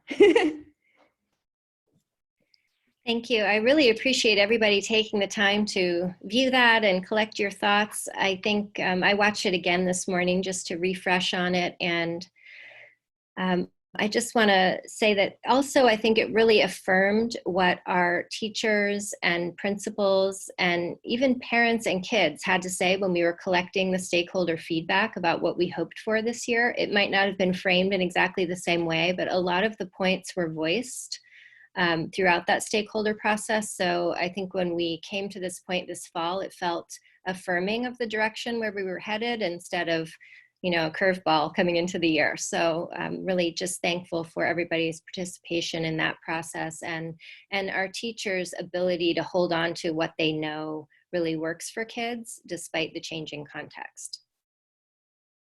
So what we're going to do next is give you a window into that summer work, and Lynn is going to take it from here for this section. Good afternoon. We're going to start with the distance learning program section of the LCAP. And the new LCAP really emphasizes the importance of continuity of instruction. We basically need to ensure that students have access to curriculum equivalent to a full year course, regardless of the mode of delivery. With the development and implementation of our strategic plan, we are in the fortunate position to already be on that path of providing relevant and rigorous instruction and bolstered by personalized learning. So this focus continues whether our mode is in person, in distance learning, or in a hybrid model. So in order to support teachers and students in this endeavor, we spent the summer working on many of the distance learning best practices that were highlighted in that EdTech keynote that you watched. We convened collaborative teams of teachers, coaches, principals to develop supports and resources to ensure that our core curriculum and personalized learning continue in a distance or hybrid model. So teacher response to our call to action was impressive. We had elementary teams working on English language arts, math, social emotional learning, transitional kindergarten. We had middle school teams working on history, social science, math, and science. Our overall aim really was to identify units of study and to map out a suggested pacing guide, as you mentioned earlier, Lori.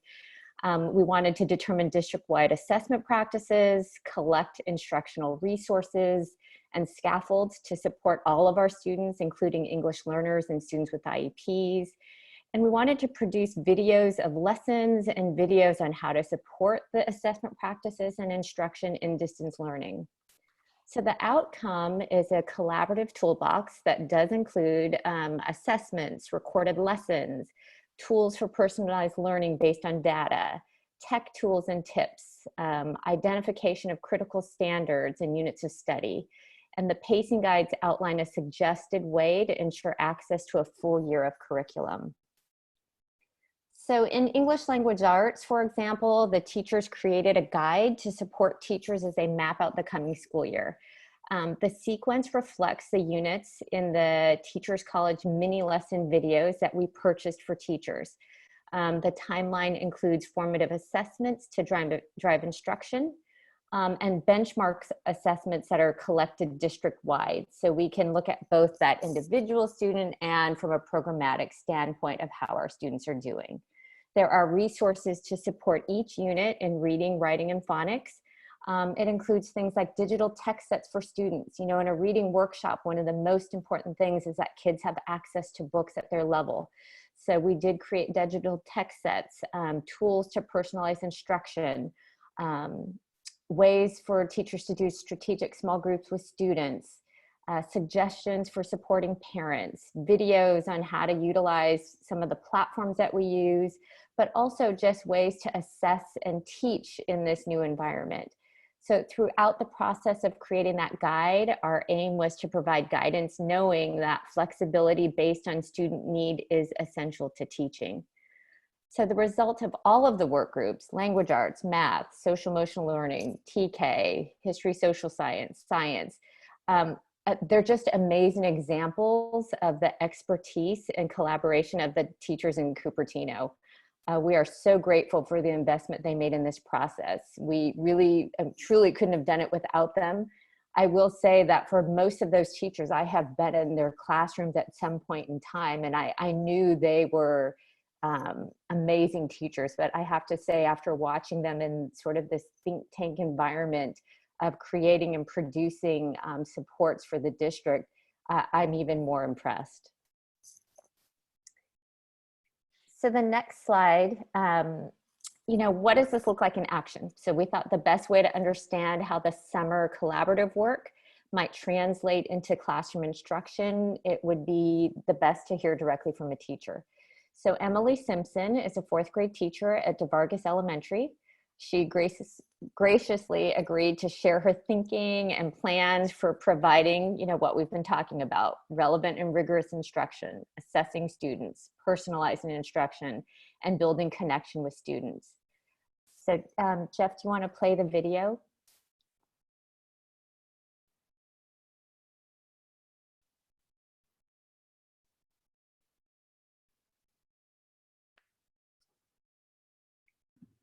It's muted, Jeff. I'm missing volume, yeah. And my thinking behind the structures and ways I will approach it to help provide rigorous learning and personalization for each of my students.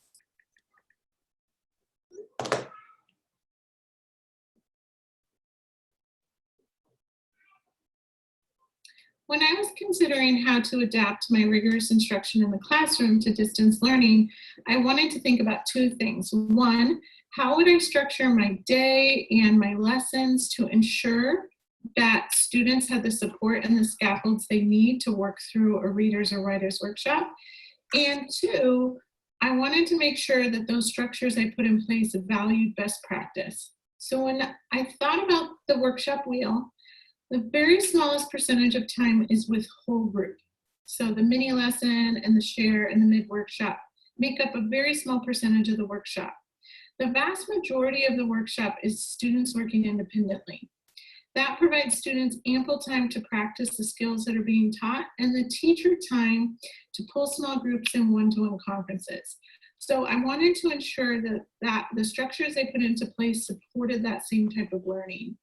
So when I thought about establishing my blocks of time for workshops, using the TC videos as my whole group instruction, providing time for independent practice, and then pulling right after those whole group instruction points, pulling small groups and one-to-one conferences during the block of time while students are working independently on the skill that was taught in the video, as well as personalized goals that they have.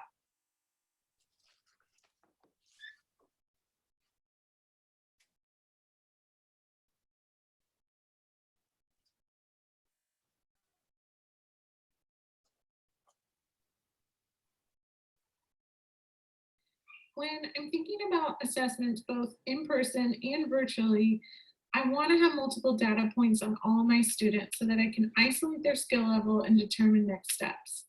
I will be utilizing online platforms like Literably and iReady to help support me with this. In addition, I will be using the assessments from the curriculum, so the reading performance tasks and the writing prompts.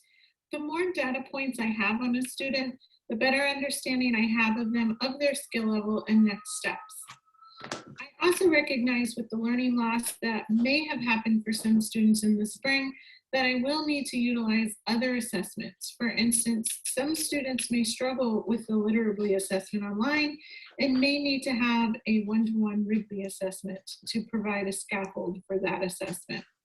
Additionally, as a 4th grade teacher, some of my students may need to receive assessments from the early assessment tools for K2, and some of the spelling, inventory, and phonics assessments may be helpful in supporting my understanding of a student. I also want to make sure that throughout my unit, I'm doing a lot of informal assessments so that I can inform my instruction and form small groups.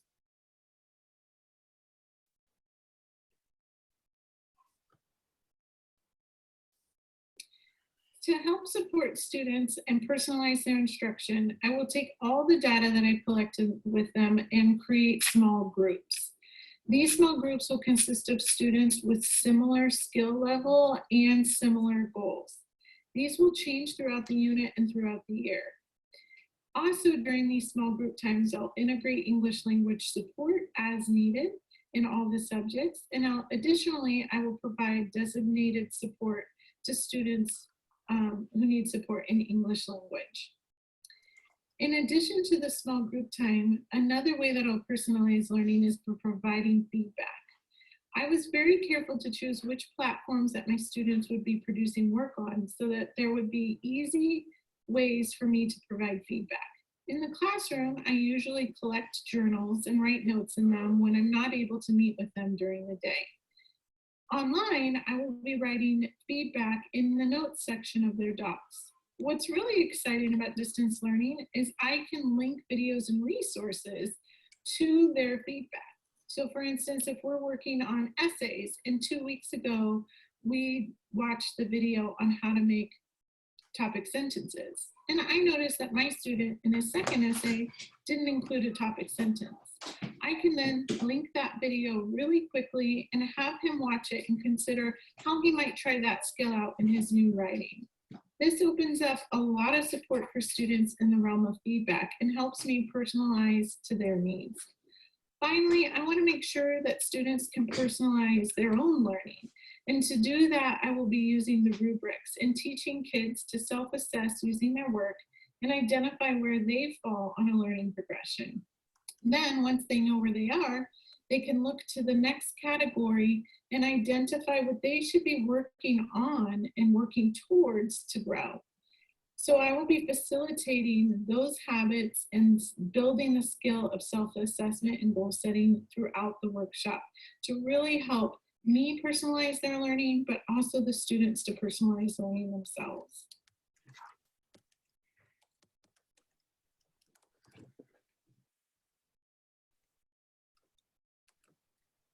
I know that the relationship that a student has with their teacher has a direct impact on the amount they learn throughout the year.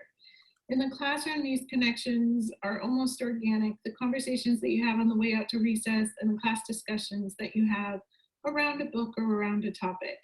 During distance learning though, it can be a little bit of a challenge to create those connections when everybody's mics need to be off so we can hear each other. And so that social, emotional, and connection building needs to be more explicit during distance learning.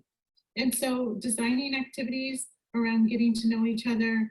As a teacher, I'm writing down lists of likes, dislikes, hobbies, books they like to read, so that I can share those during class meetings, make connections with students, so students really feel like I know them. This whole process needs to be a little bit more explicit during distance learning, and it really needs to be more of a goal that I set for myself to build connections with students. Having times, virtual recesses, virtual lunches where students can come in and speak casually to me, as well as building time for social emotional learning throughout the week and making sure that we are being explicit about building relationships with our kids.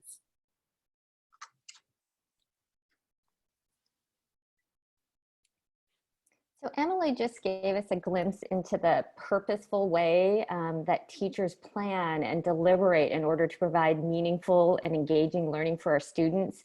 I mean, you can tell how much goes into everything that a teacher does throughout the day. I know we're going to have time for discussion and questions at the end of this, so I thought we'd just move on to the next slide where we were going to demo Jamboard. So Jamboard is kind of like a digital whiteboard that many of our classes use. Students can collaborate and share on this interactive board. So they can drop images, notes to express their ideas, and then they can build on the thinking of others. So today we thought we'd try it out and give you the opportunity to leave some responses for Emily, and we can share it with her after this meeting. So on Jamboard, if you click on the link, on the left-hand side, you see sort of this palette. And so the fourth one down is a Post-it. So if you click on the Post-it, you can customize your color if you're feeling pink or blue or green today.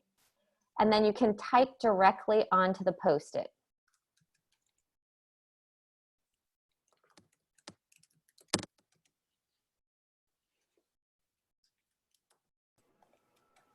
I'm sorry, Lynn. I think I lost a part of this. So this happens in every class, I'm sure. How do I get to this sticky thing here?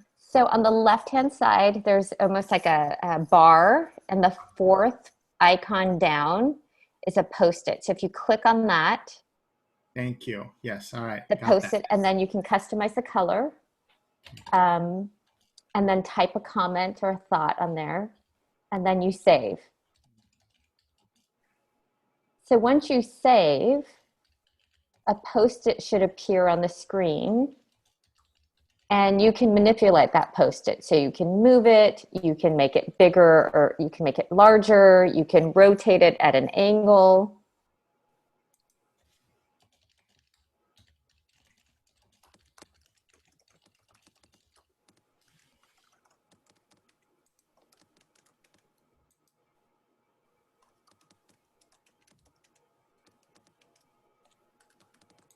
Yay! Woohoo! Yay, worked. And so if you wanted to go even more advanced than that, you could click on the first icon, which would give you drawing tools. So you could draw an arrow from one person's idea to another Post-it and grow their thinking or respond to what they posted. And so this is one of the ways that we have kids connect with each other, even though they're not in person. Yes, and I forgot to mention EC and Ed Services team members have access to if you'd like to leave Emily a note.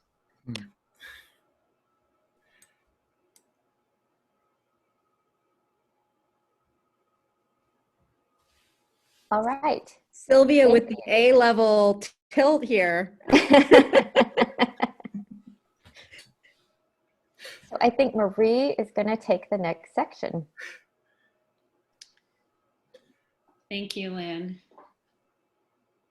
Okay, and continue to enjoy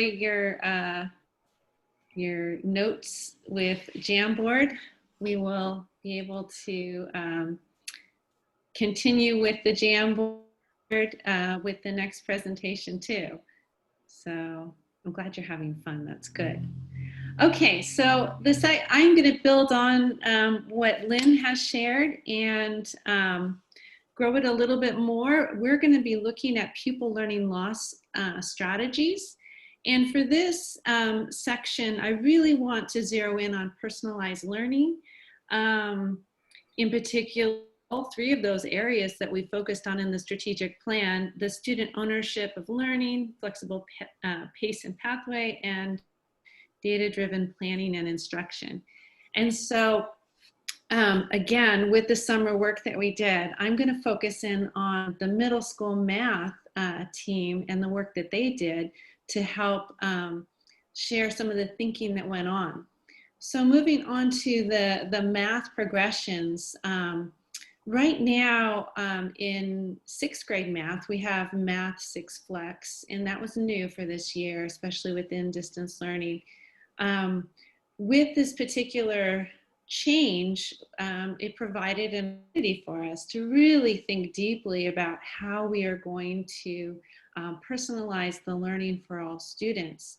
So we were able to dig into this, and actually during the summer we not only worked on Math 6 Flex, but we also focused on all of the other courses that we offer. So this is just a view of the various courses. And what was nice about the work that we did was we really looked at ways to fill gaps that may have occurred in the spring, but also how to support students that are ready for a faster pace and maybe an accelerated approach. So we built pathways. So if we could go to the next slide, I'll talk about how this looks in 6th grade. So there's the core curriculum that we have for all students, but with every single unit that we teach, built out a playlist, and the playlists are links to various learning opportunities that the students can have. Maybe it is just on grade level where kids can strengthen what they've learned. Maybe there's some gap filling that's happening, or there's extension, and these extensions can go beyond the actual grade and go into 7th and even start to go into 8th grade from 6th grade. So each unit was built out this way to have these playlists, and the teachers really were very conscientious and thoughtful about how they developed these for their colleagues and for themselves. So it's really great work that has been done, very thoughtful work. And one of the key pieces that they're using to help us is iReady. So we've got this diagnostic in place now, and that helps us to see where kids are at and what they need next. So I've given you a lot of information, and in a nutshell, in this next slide, what you can see is just the various courses that we worked on. The only course we did not work on was geometry, but all of the other courses we built out. We have a screencast that actually introduces to the rest of the teachers in that course how to use these playlists. We've got a curriculum map that paces out the year, and then those decision points for every unit that are built out. So it's quite extraordinary. And so it's something to, I think it's something to celebrate, quite honestly. The brilliance of our teachers is just amazing. So the school highlight that I want to share with you is a 6th grade teacher. Her name is Lauren McGrath, and she teaches at Kennedy Middle School. She is able to speak with the practical application of how all of this great thinking has gone into the classroom. So she clearly lives this by the way that she just is able to speak to.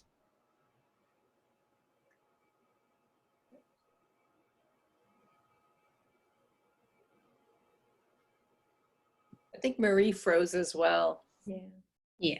Maybe we can play the video and I'll text Marie that we're going to go there.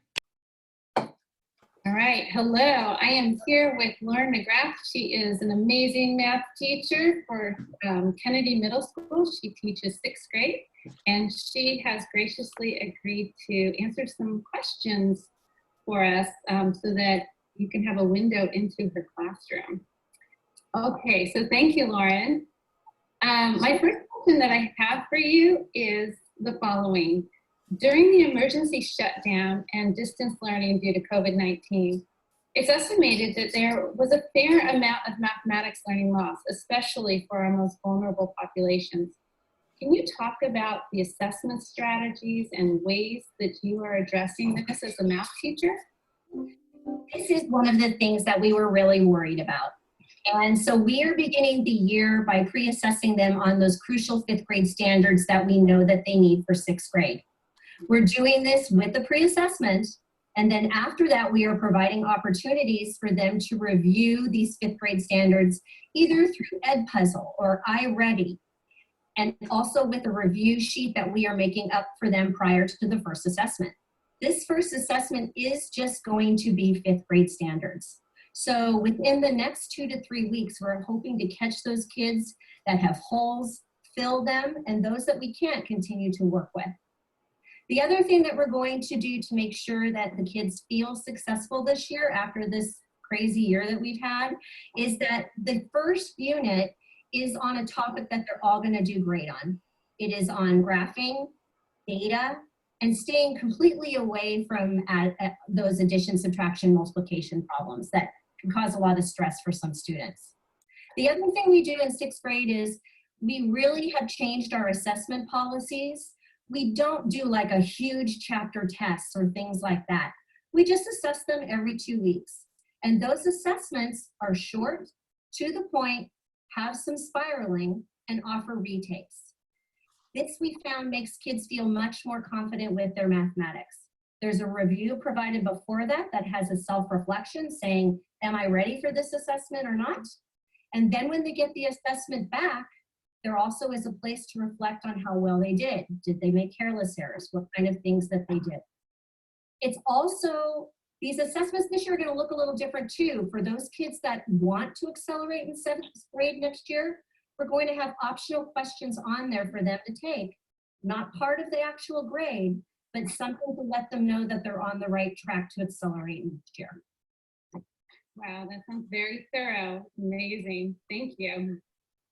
So my next question is, how do you plan to use the personalized pathway tools that were developed by the math team over the summer? I know you were a part of that team, so I'd love for you to speak to that. Well, I've made up my own mind that I think the ideal day for this personal learning is on Wednesdays, when in middle school the kids are working more independently.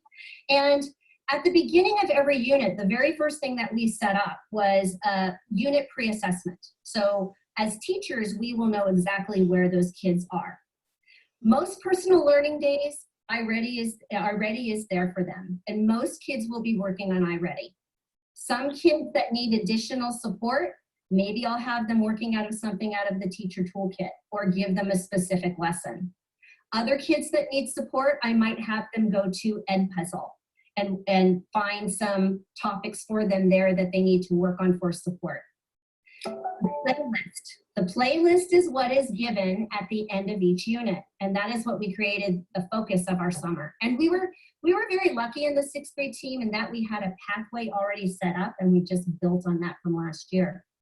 The playlist, the student will open it up, and at the top, there's a place where they click and they pre-assess themselves. How well do I know these standards? They give themselves a 1 or a 2, they're going to do that middle column that you saw, and they're going to reinforce what they have learned during class.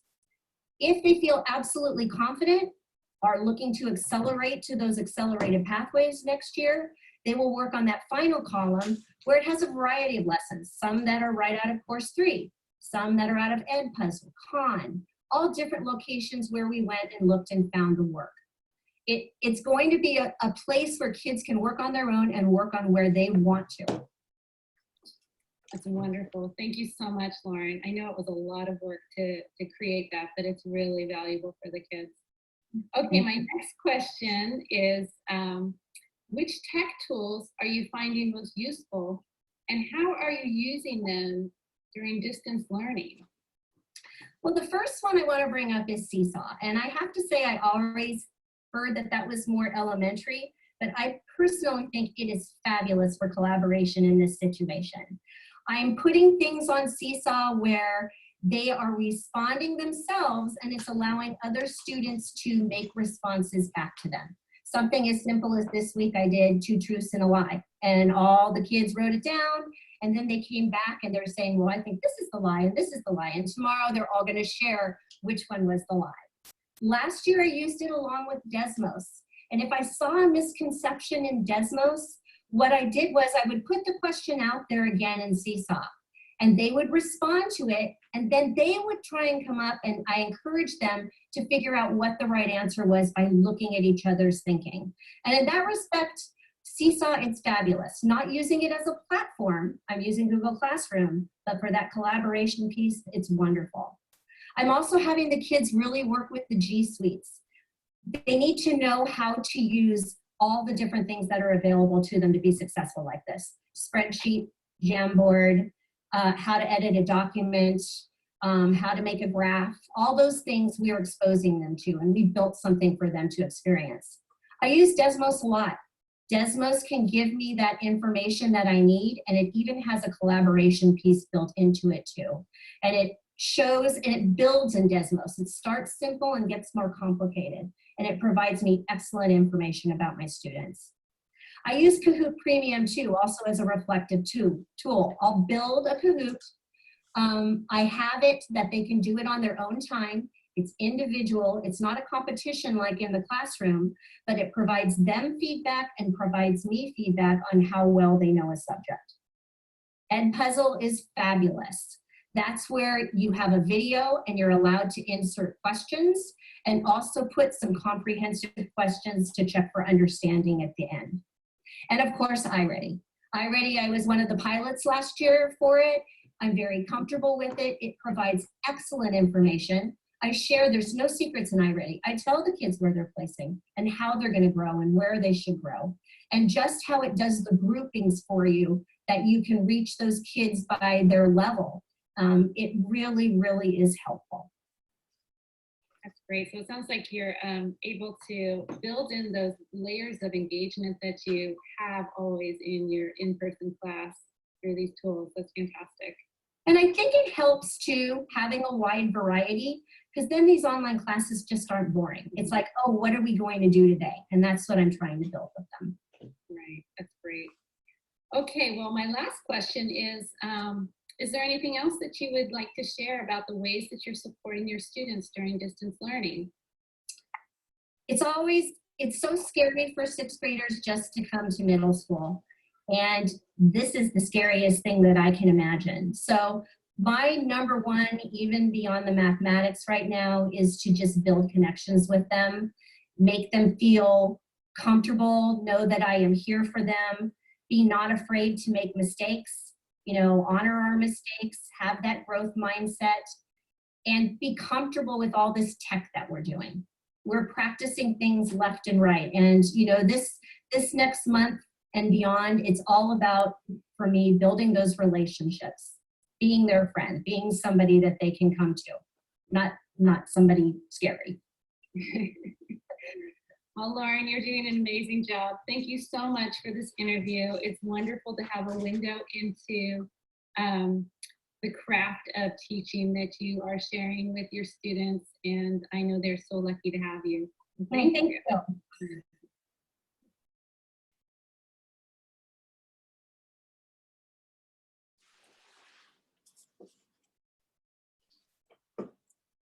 Okay, well, I'm back. And just to close out my section, I want to remind you that we also have an area where you can share notes for Lauren. So just like you did before for Emily, you could click in and go ahead and share a message for Lauren. That would be fantastic. And now I am going to turn it over. Good afternoon, everyone. I'm really happy to be here. I'll take a moment to add some context and highlight what MTSS, multi-tiered systems of support, looks like in CUSD on a practical level. So we know that students are individuals. We know that students, and frankly, all of us, need different support at different times.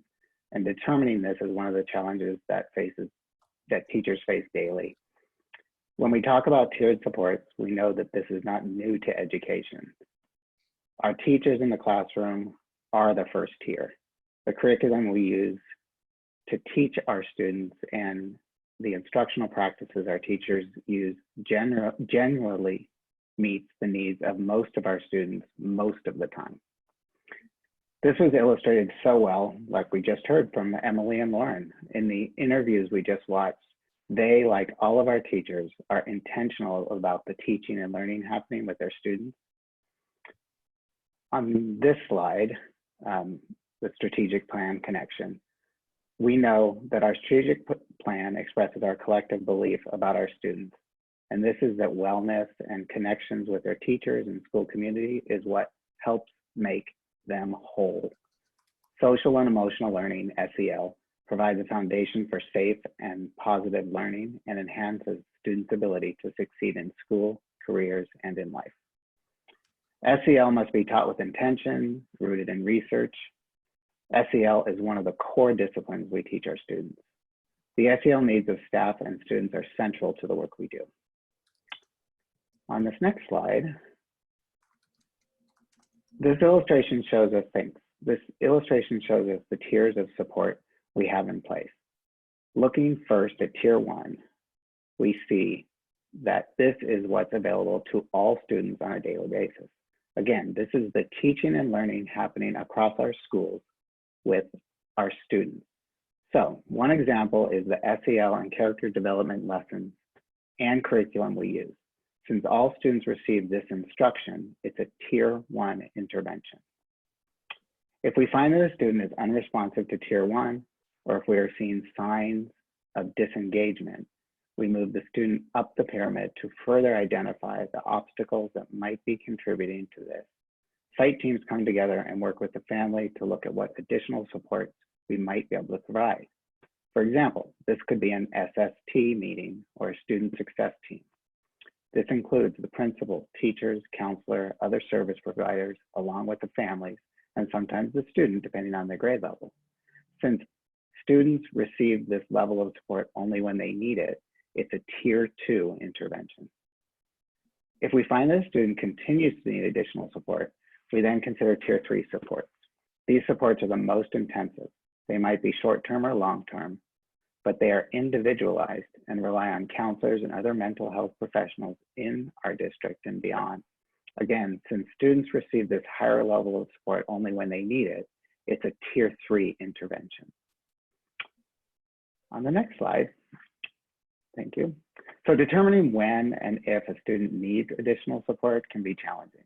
This has always been true, and we should acknowledge that during distance learning, we know we need to adjust our practices and procedures to make certain we are supporting our students. We know that as students get older, they may face more challenges, and these challenges may be more complex. We also know that our teachers are continually assessing the needs of our students, both their academic needs and their social, emotional, and mental health needs. We establish relationships with our families to foster open communication between home and school to help with this. Now, we're excited to be bringing a new tool to CUSD this year. We will be administering the Panorama SEL survey in grades 3 to 8 at all of our schools. The use of this survey will give our students a voice in letting us know how distance learning may or may not be working for them. It will help us to identify some of the challenges they may be facing in regards to remote learning. Now, parents and guardians will be able to preview the complete survey in advance, and while we are encouraging all students to participate, parents have the right to opt their student out if they so choose.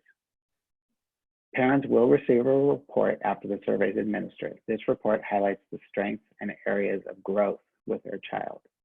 Teachers and principals and staff can look at SEL trends at their school and can use the data to formatively drive instruction to meet the needs of students and to meet the needs of their students. The results of the surveys are available to staff on what's called a student success platform. This includes academic data like the iReady data, for example, attendance and discipline records, as well as demographic information about the individual student. Additionally, within the student success platform, staff have access to tiered evidence-based practices that can be used to support areas of need for our students. This includes specific distance learning interventions. On the next slide, thank you. So as we heard from Lynn Shimada and Marie Crawford earlier, providing support for our classroom teachers through the summer work groups helped to build up tier 1 instructional practices across our district. On this next slide, I've shared the landing page that the SEL summer group work created. I'm sorry about that, on that slide itself, thanks. So again, you've seen this before, but these are the landing page that highlights the work that the SEL team did this summer. This is actively being used by TK through 5th grade teachers, and I continue to update and add to this. I also shared a similar set of resources, and I'm working directly with our middle schools to support SEL and digital citizenship needs they have. Now at this time, I will introduce Kit Bragg, principal of Lawson Middle School. He, along with assistant principal Celestina Piquel, will share how they and their staff approach the important work of building connections with their students during distance learning. Good morning, everybody. Hope you're, no, good afternoon. Jeez, time flies when you're working in distance learning. Thanks for having us. I wanted to thank EC and the school board for inviting Lawson to represent our summer work. And I am gonna hand it over primarily to Celestina. She did a phenomenal job taking on this project and working through our professional development for the summer. And so she's gonna lead you through the presentation. We'll both be here, obviously, for any follow-up. And I wanna really celebrate Celestina again because you know this, in Cupertino Union School District, the assistant principal job is a growth job. It's one where we, get ready principals to work in our district, and I love watching the growth. And Celestina is a phenomenal instructional leader. She's got an incredible background in instruction, and so to have her join Lawson has been phenomenal. And I'm really again proud of her for the great work that went into this summer collective that we did for our staff. And so with that, I'm going to hand it off to her. Thank you, Kit, and thank you, board and executive members, for allowing us to have this time. You know, we went into this summer after COVID and distance learning with this really, this mood to like really reset and take this challenging time to really reimagine how to do things and to be better. And so we had an opportunity to do some training this summer with Karen Junker, and she opened up our professional development this summer with a great and impactful quote that's here on the slide. And it is, creating a future that wasn't going to happen. Teachers are our courageous leaders. And that just was super motivating and really was our jump start to really, how are we going to get to have students be more engaged and connected with not just their classes, but with school. And so I'm going to talk a little bit about our professional development and also talk about how it's aligned to Portrait of a Graduate. And so as we move to slide 2, the second slide, thanks. One of the first jobs Karen gave to us was, she said, you know what, you need to start this summer to build those connections with students. And so it was July, and we did that. We created a survey for students, first with global questions to just kind of figure out how distance learning went, and then more of a free form question on how and what do they need to feel like they're more successful, or that distance learning is more successful for them and supportive. And so this first slide is kind of like the global snapshot. 66% reported that activities with classmates would keep students more engaged during meetings. 70%, over 70% reported live sessions and independent time and group discussions were helpful in learning.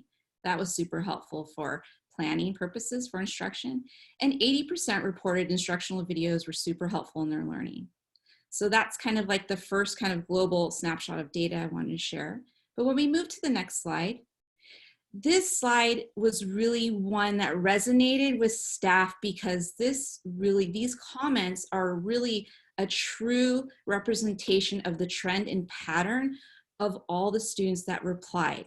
Now, there was 300 responses to our survey. So who knew that middle school students checked their email in July? We're actually super happy that they did. That way we have this great data. So I want to read the first bullet, because I really think that that is a good representation of many of the comments that were submitted. Just more interaction. School used to be what I looked up to, but now it's like a chore. It's nothing different than just doing handouts at home. I wish we were able to interact with our new classmates and teachers, as it will A, help us learn better, and B, it makes school more than just work. And so as you look at the other bullet points on this slide, you'll see that there's this request for us to look at through this lens of equity. Also, that they really enjoy collaborative activities during their online instruction. They do like to be, mixed up with different kids.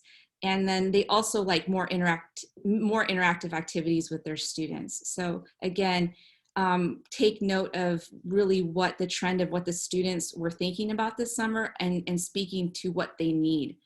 And so that moves us to our next slide, which is really the heart and the purpose of our work this summer and really going forward. And it's just this concept of connectedness and student connection, right? We need to build our community by design in a way that we're making these connections and relationships that allow for student engagement for learning. And so our connectedness is rooted in dignity, empathy, equity, and courage, and it promotes our humanity.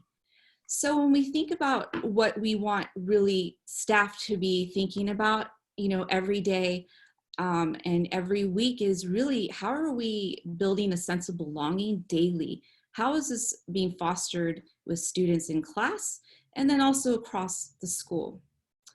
Offering opportunities to interact and discover each other. We know that relationships are key. It's been mentioned in this meeting today. And how can we provide this structured online interactions between students and the school community? Making students feel like they have value. Students, we know they'll show up for each other. And we also know that by providing those daily activities is so essential, but if we can make kids feel like they can make a contribution or somehow add to that classroom space, they're gonna show up. And then lastly, providing different entry points to engage in learning. So giving students that voice and choice allows for a more personalized approach to learning. All good teaching is rooted in and grounded in relationships and connecting with students regularly. This connectedness and best practices to engage students during distance learning, it's not a Band-Aid. It's what really works to effectively reach our students every day. And so this really truly supports our portrait of a graduate. So I just want to let you know that our work at Lawson will continue. We have another PD with Karen Junker. And, you know, I just want you also to know that we took this challenging time, you know, at the end of last year, and we came together and we thought, you know what, this is a challenge, but how can we take this opportunity to reimagine how to do things and to make it better?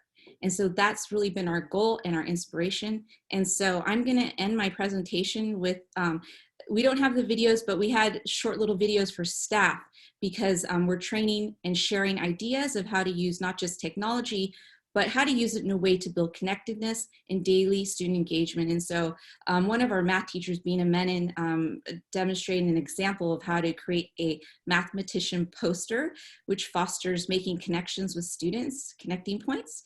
And it also shows how teachers can show their humanity with drawing. And in the next slide, we have another math teacher, Padma Jessica Chari, is using, she shows how to use Pear Deck, and specifically Pear Deck has SEL templates that you can use. And so she uses these templates daily and weekly to do some check-ins with students to see how they're doing. So I just want to thank you for your time. The connectedness and building relationships we know is really critical and essential, and we look forward to the work ahead. Thanks for your time. Thank you, Celestina, and thank you, Kit. Just tremendous work. And I was able to watch those videos, and it's just so fun to see teachers supporting teachers. And you both do that so well at Lawson. You are just constantly bringing your teachers into staff meetings and PDs, helping each other out. It's just wonderful to see. We have, again, we're not going to take the time to go through it right now, but we do have another Jamboard for you to jump into at some point to thank Lawson for that wonderful work. And now I will turn it back over to Allison, who's going to take us into the next step.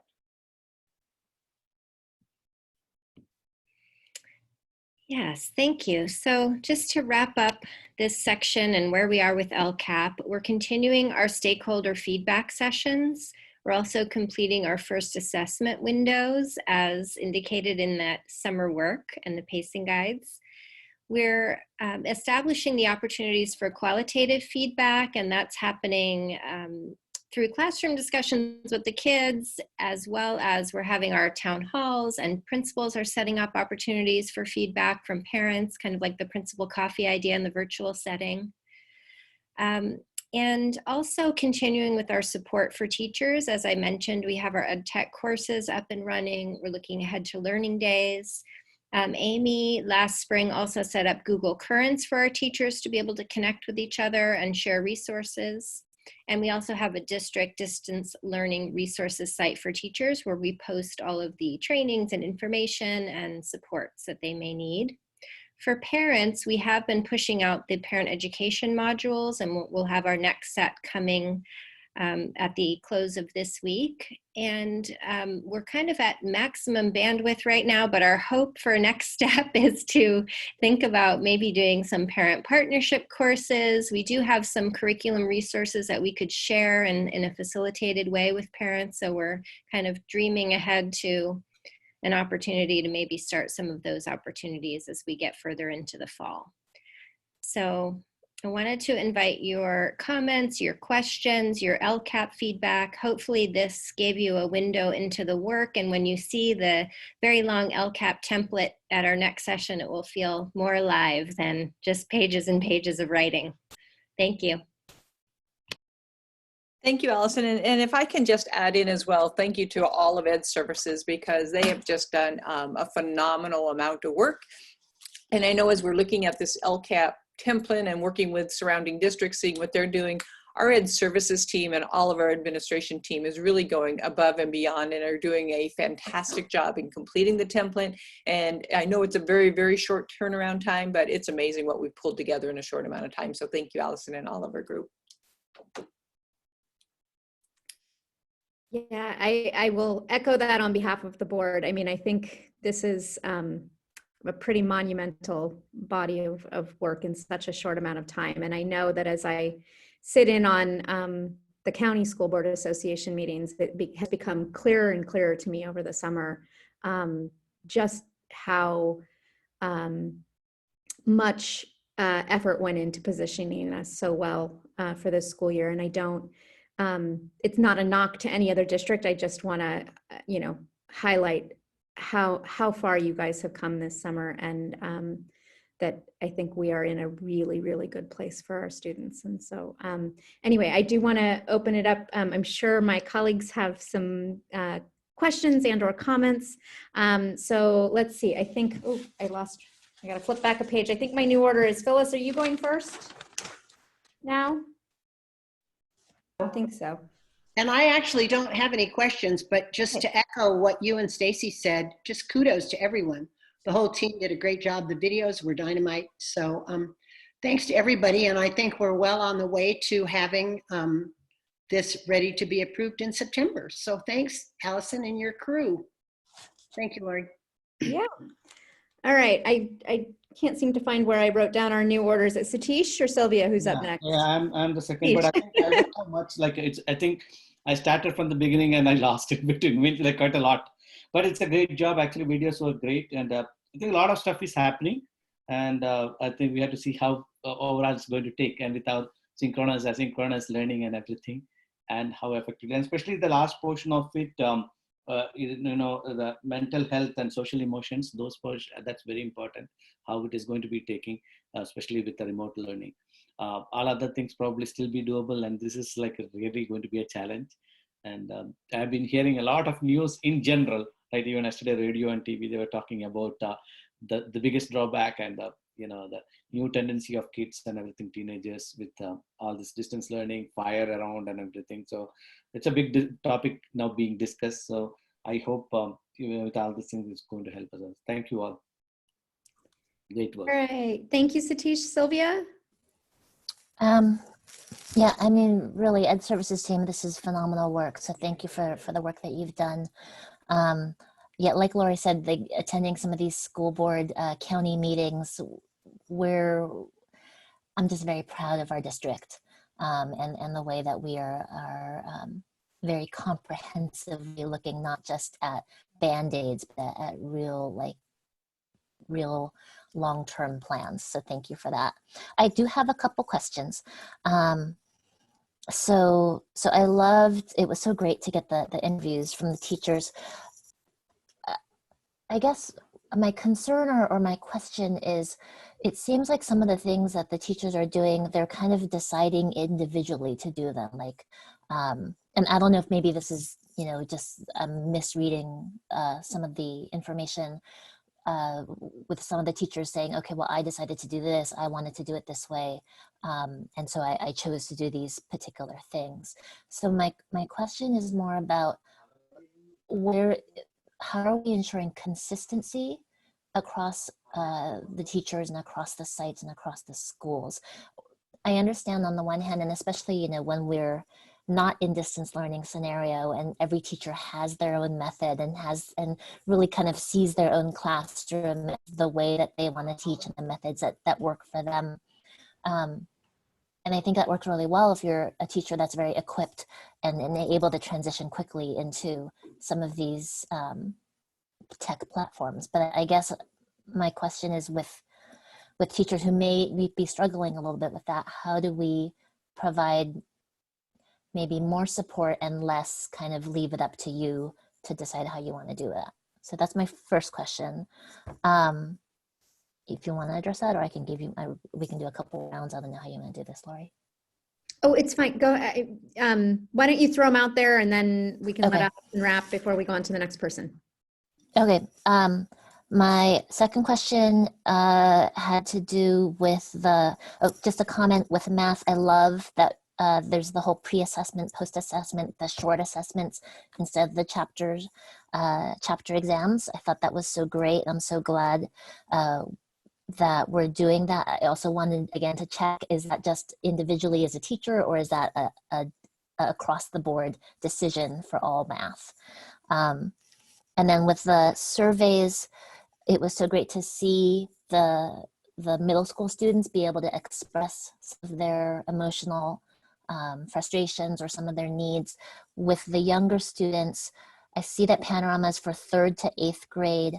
How do we, I guess I'm wondering, besides being able to write it out, because, you know, some of the younger kids may not be able to express themselves or be that self-aware, are the surveys tailored to that, or are there other ways to assess those kinds of things? So those are my 3 main questions. Thank you. Should we address that now, Lori? Yeah, great. Thank you. Yeah. So the first part around consistency and what to do when teachers may need some more support. I think, you know, really going back to our strategic plan is one way that we can think about that.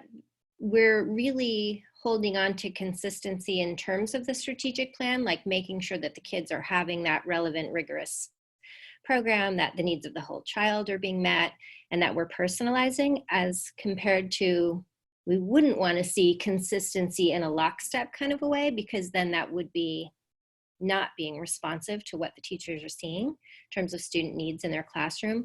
So I think that's one of the balance parts of working with our teacher teams in a collaborative setting, is that we develop things like our assessment calendar, suggested pacing guides, common resources, common schedules, but we also allow flexibility, because that is where that craft of teaching comes in. So when you hear the teacher saying, I chose to do this or I chose to do that, they're saying what they noticed about their kids and then how they were being responsive to those needs.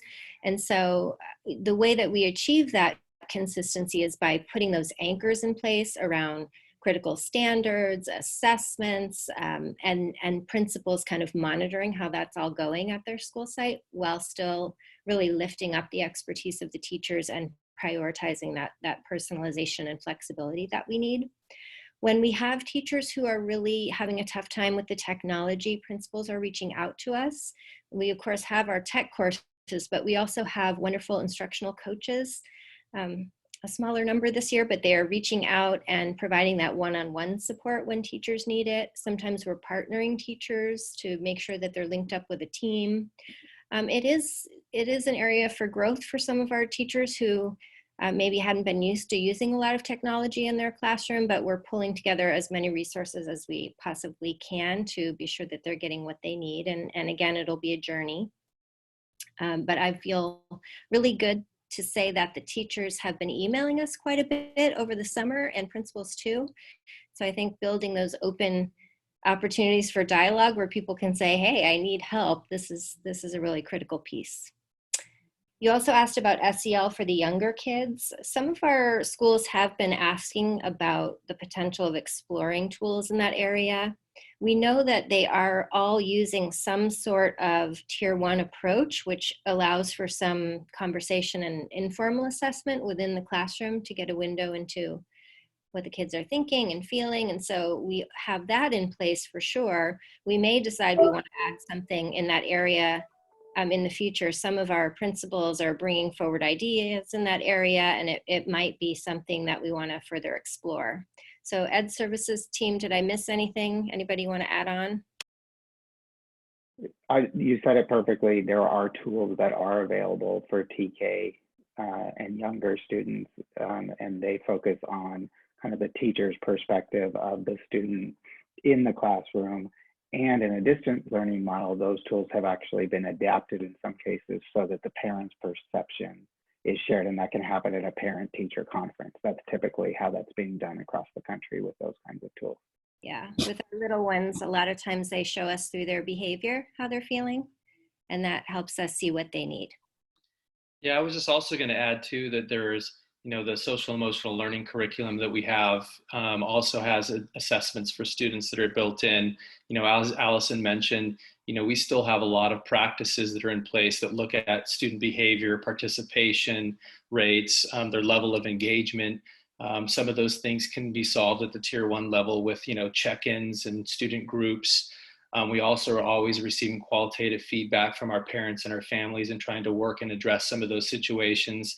And for those students that do have histories of, connections and concerns, could rise up to a team level discussion through our CST process, where we're looking at different strategies that we can then help support those students. Our mental health counselors have provided weekly office hours for check-ins for students as well. So those information that is brought up from the classroom can also bubble up into those consultation discussions with our mental health counselors. And of course, our administrators are always keeping constant connections with us and our department about ongoing needs. And so there are other layers of support that are there for those students beyond that one assessment tool. Keeping in mind too, with the design of the schedules that were created for this year with middle school and elementary, is that use of the Wednesday that provides that time for that really strong collaboration so that all grade levels, and we'll continue to evolve and move forward towards that. We've only had 2 Wednesdays, 1 Wednesday at this point. So that will continue to build as well as having that opportunity for our teachers to do some of that shared work.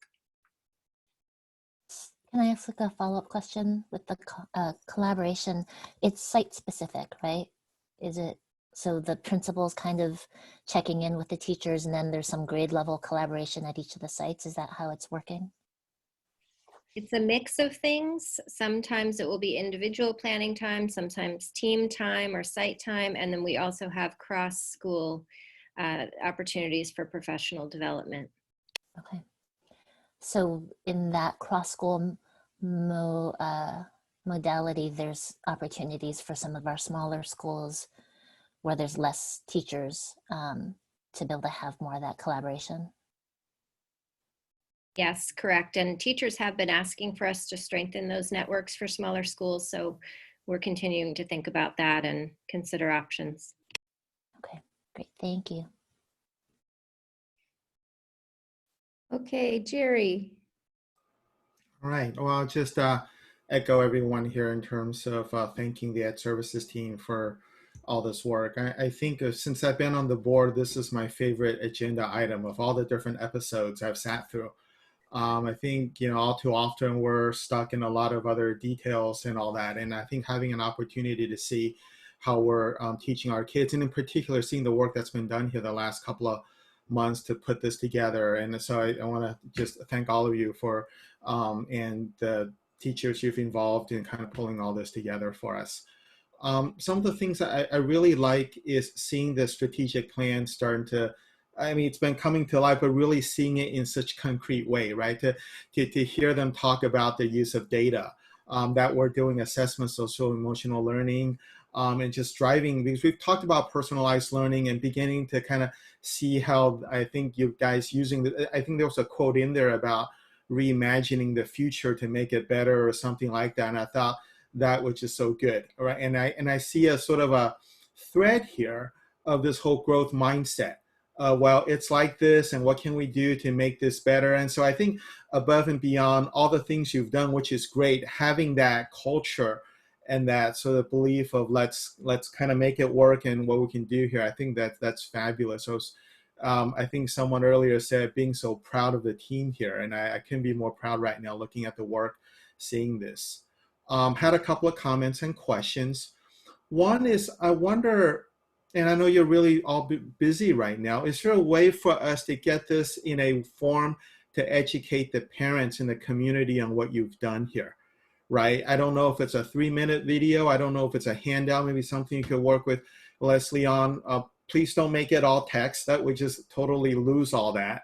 But in the same way we illustrated the strategic plan, so that's one ask, is sort of see if we could do that.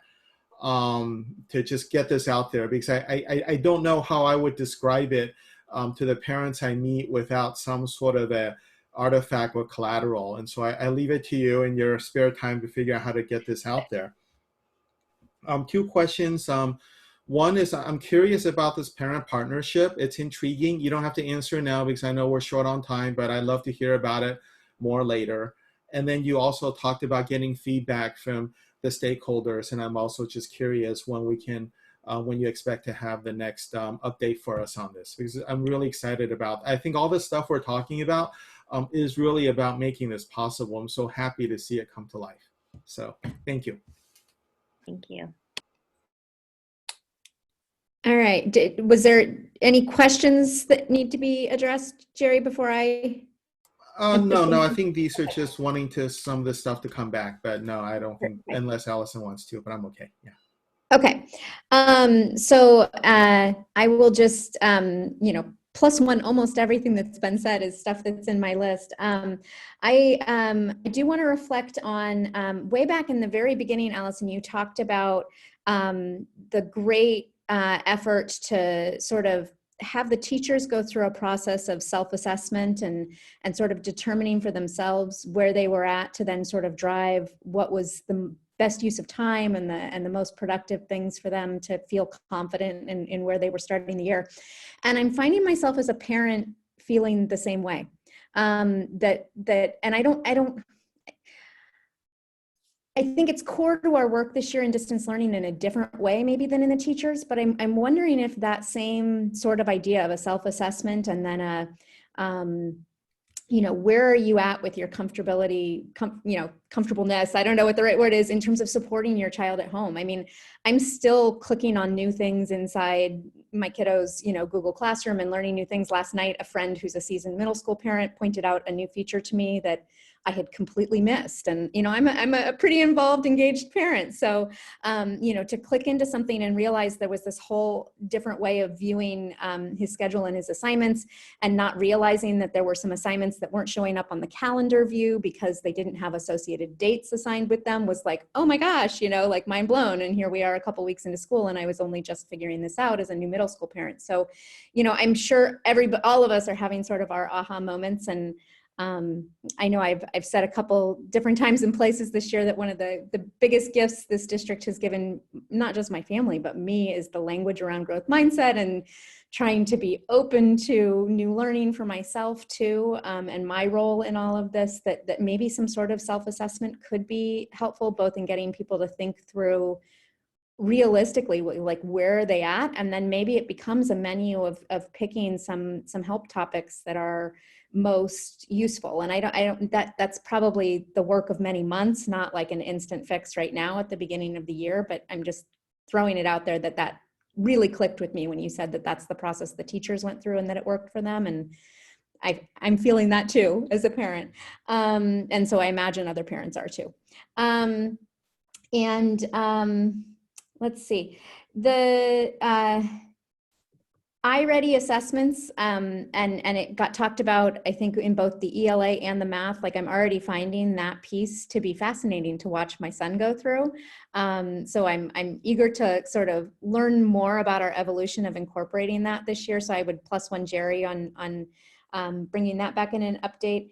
And then I can't not reflect on the SEL piece. I think that, you know,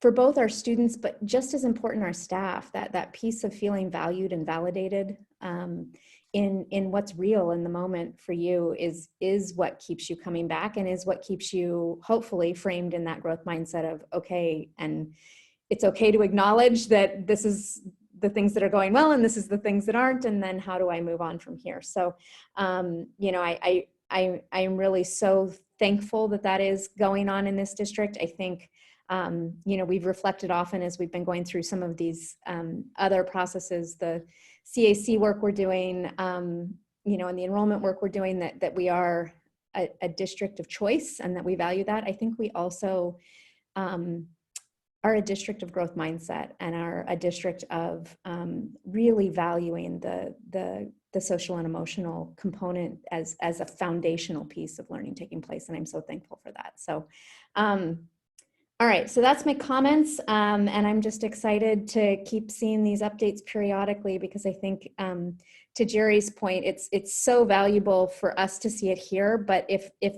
there's a version that can be distilled to share I mean, I wish all parents would watch, you know, this segment of the board advance, because I think it's so important to know sort of the breadth of what's available to our kids. But I also acknowledge that we have so much going on as parents already right now, and especially now in distance learning, that a distilled version could be really, really helpful as well. So, and I think that's it. Does anybody else have any further questions, comments on this one? I am not seeing anybody's hand waving, so I will say thank you so much to our Ed Services team. This has been a great update, and really looking forward to the work to come, and that it's not just the work of the moment, but I think the foundation of a new and really exciting place that we're building towards. So, okay. So next on our agenda, Leslie, I didn't check in with you on this one. We still have no public comment? That is correct. Okay, thank you. All right, so now moving us on to 7.1, board and superintendent activity and committee reports. So does anybody have anything they need to report out or want to report out? Oh, Phyllis, you're muted, and I assume you and Sylvia maybe have an update for us on the first. Sylvia and I did we did the first board office hours. Excellent. And it was a Q&A pretty much. I thought it was very successful. I think did we have 20 people, Sylvia? No, we had 40 people. We had 40 people. Yeah, 40 people 40 came. People. And of course, the topic that was advertised was distance learning. So that even though we said at the beginning, Sylvia introduced the session, and she said, even though distance learning is the topic, you can ask about anything you want, but nobody did. And a lot of questions around instructional minutes, questions around synchronous and asynchronous learning, questions around, are we really going to wait until January to go face-to-face? But nobody antagonistic, it was quite pleasant. I really enjoyed it. Sylvia, and I think we should continue it. I think it's a really good thing that we're doing. Sylvia, what do you have to add to that? Nothing. Summed it up perfectly. +1. All right. Well, okay. So great. Thank you for that update. Anybody else have any other either board updates, committee updates? I can report just on sort of ballot action. We continue to sort of think through the process and the background of what needs to come forward next to help us continue from the point at which we had our last agenda item on, where we said we were holding off in November, but want to come back and think about a 2021 ballot initiative of some sort, and what's the work we need to do between now and then to be ready for that. And I think the biggest piece of that right now is work towards, Jeff and the business services team have been spending an inordinate amount of time on working on sort of I think we're calling it a budget roadshow, but really a community education module on sort of framing where we're at with our budget challenges, and helping to address the most frequently asked questions, and helping to sort of shed some light on this cycle we seem to be stuck in, that's leading to the instability and the structural deficit, and that we're never quite getting ahead, right? That how is it that we end up in this pattern where we're always just almost insolvent, but not quite, and then we go back into this cycle of cuts that stretch it out by one more year, and sort of what that is like for a district like ours, and how that impedes not just our fiscal stability and our planning around that, but really our learning opportunities for kids, and our and maximizing our resources. So that's sort of the update on what's been happening there. And so that's definitely in the works for this fall, and more to come on that. And let's see, I don't have a Santa Clara County School Board's update for you because that meeting was this morning while we were in this advance. So I will come back next time with an update for you from the School Boards Association. And I can't think of anything else that I have for you guys. Oh, you know, I did post the Community Health Council, CHAC, is doing a webinar discussion this weekend. I think it's on the 30th in the afternoon. I did post it on my Facebook page, but that invitation came to us. It's open to any parent, and it's on the topic of supporting your child's mental health during COVID. So that's on my Facebook page if anybody's looking for more information on that one. That is a community event open to anybody. Okay. Anybody else? Stacy, do you have any superintendent updates that you haven't already covered? Just a quick update. We did hold our last town hall meeting on Tuesday. It wasn't quite as heavily as attended as our ones in the past, but we do have those scheduled out for the duration of the school year, and are just looking forward to always having that opportunity to hear back from the community, because even though there was a small group that joined us, their feedback and input is so important, and we continue to use that as we develop our plans and our learning moving forward. So I do appreciate everyone. So Stacy, just a request, could you put those dates in the Friday newsletter so we can all get them on our calendars? Will do. Renee? Yeah, and I'll just comment on that one. I have yet, there has not been one of those events that hasn't happened where somebody or multiple somebodies haven't reached out and said thank you for those, and how you know, thankful they are that we're doing those and that opportunity is there. And I think it may be just be that when people aren't coming, you know, I think it's because people know that they can when they need to, and they're making use of it when they have something on their mind. And I really do appreciate that our community has stayed so engaged through this summer. It was a long summer. It was a slog for everybody, parents, staff, board members, community. So, you know, just the fact that all of those venues are open and that everybody's staying engaged to help, you know, everybody stay on a good footing moving forward has been great. And let's see here. Anything else for this item before I move us on? Moving on to agenda setting, 8.1. Anybody have anything they need to bring up here? I know we already touched on a couple during today's items, but anything else? I was gonna ask Lori to see if there's any interest in maybe in one of the future advances to look at the strategic plan again. Given that we've sort of laid out a foundation, now we're seeing sort of instances of it being played out. Maybe we could kind of go through that and refine that a little bit more. So I'd just like to suggest that as a potential topic for a future advance.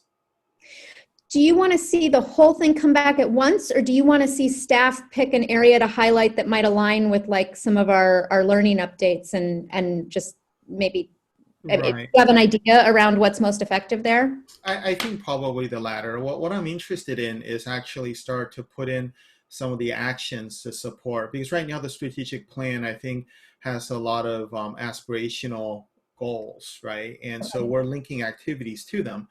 But I think to the extent we can start thinking about what are the steps we're taking to drive to those goals, rather than just, you know, they happen right now organically through the district, it'd be good. So certainly looking for a little bit more depth in some areas rather than just like a broad everything but touching it lightly. So probably the latter of your two. Right. Okay. Yeah. And I can totally support that. I mean, I envision an opportunity for looking at it through the learning lens, looking at it through the fiscal and budget lens in terms of the budget strategic plan, especially with the CAC work that's going on. So yeah, I think there's lots of opportunities there. So I'll happily second that one. Lori, I suggest that we put it on every agenda for the next, like, maybe 4 or 5.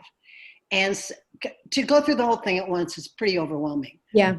Segment it out so that we get, as Jerry mentioned, an in-depth update on pieces of it over time, rather than trying to do it all at once.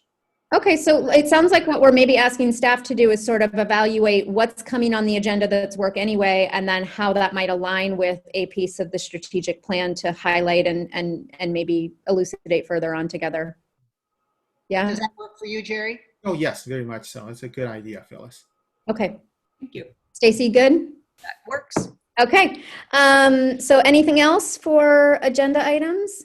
I know that one of the things we didn't do at this advance that I think we've touched on a little bit in other ways is revisiting protocols. And I know normally, or at least I know when the last election happened, we did revisit protocols after the election to address, sort of where the team is at for that cycle. So unless somebody feels strongly, I would probably follow that prior practice of bringing back a protocols after the election. But if anybody thinks we need to do it between now and then, I guess just let Stacy or I know, and we can also look at that.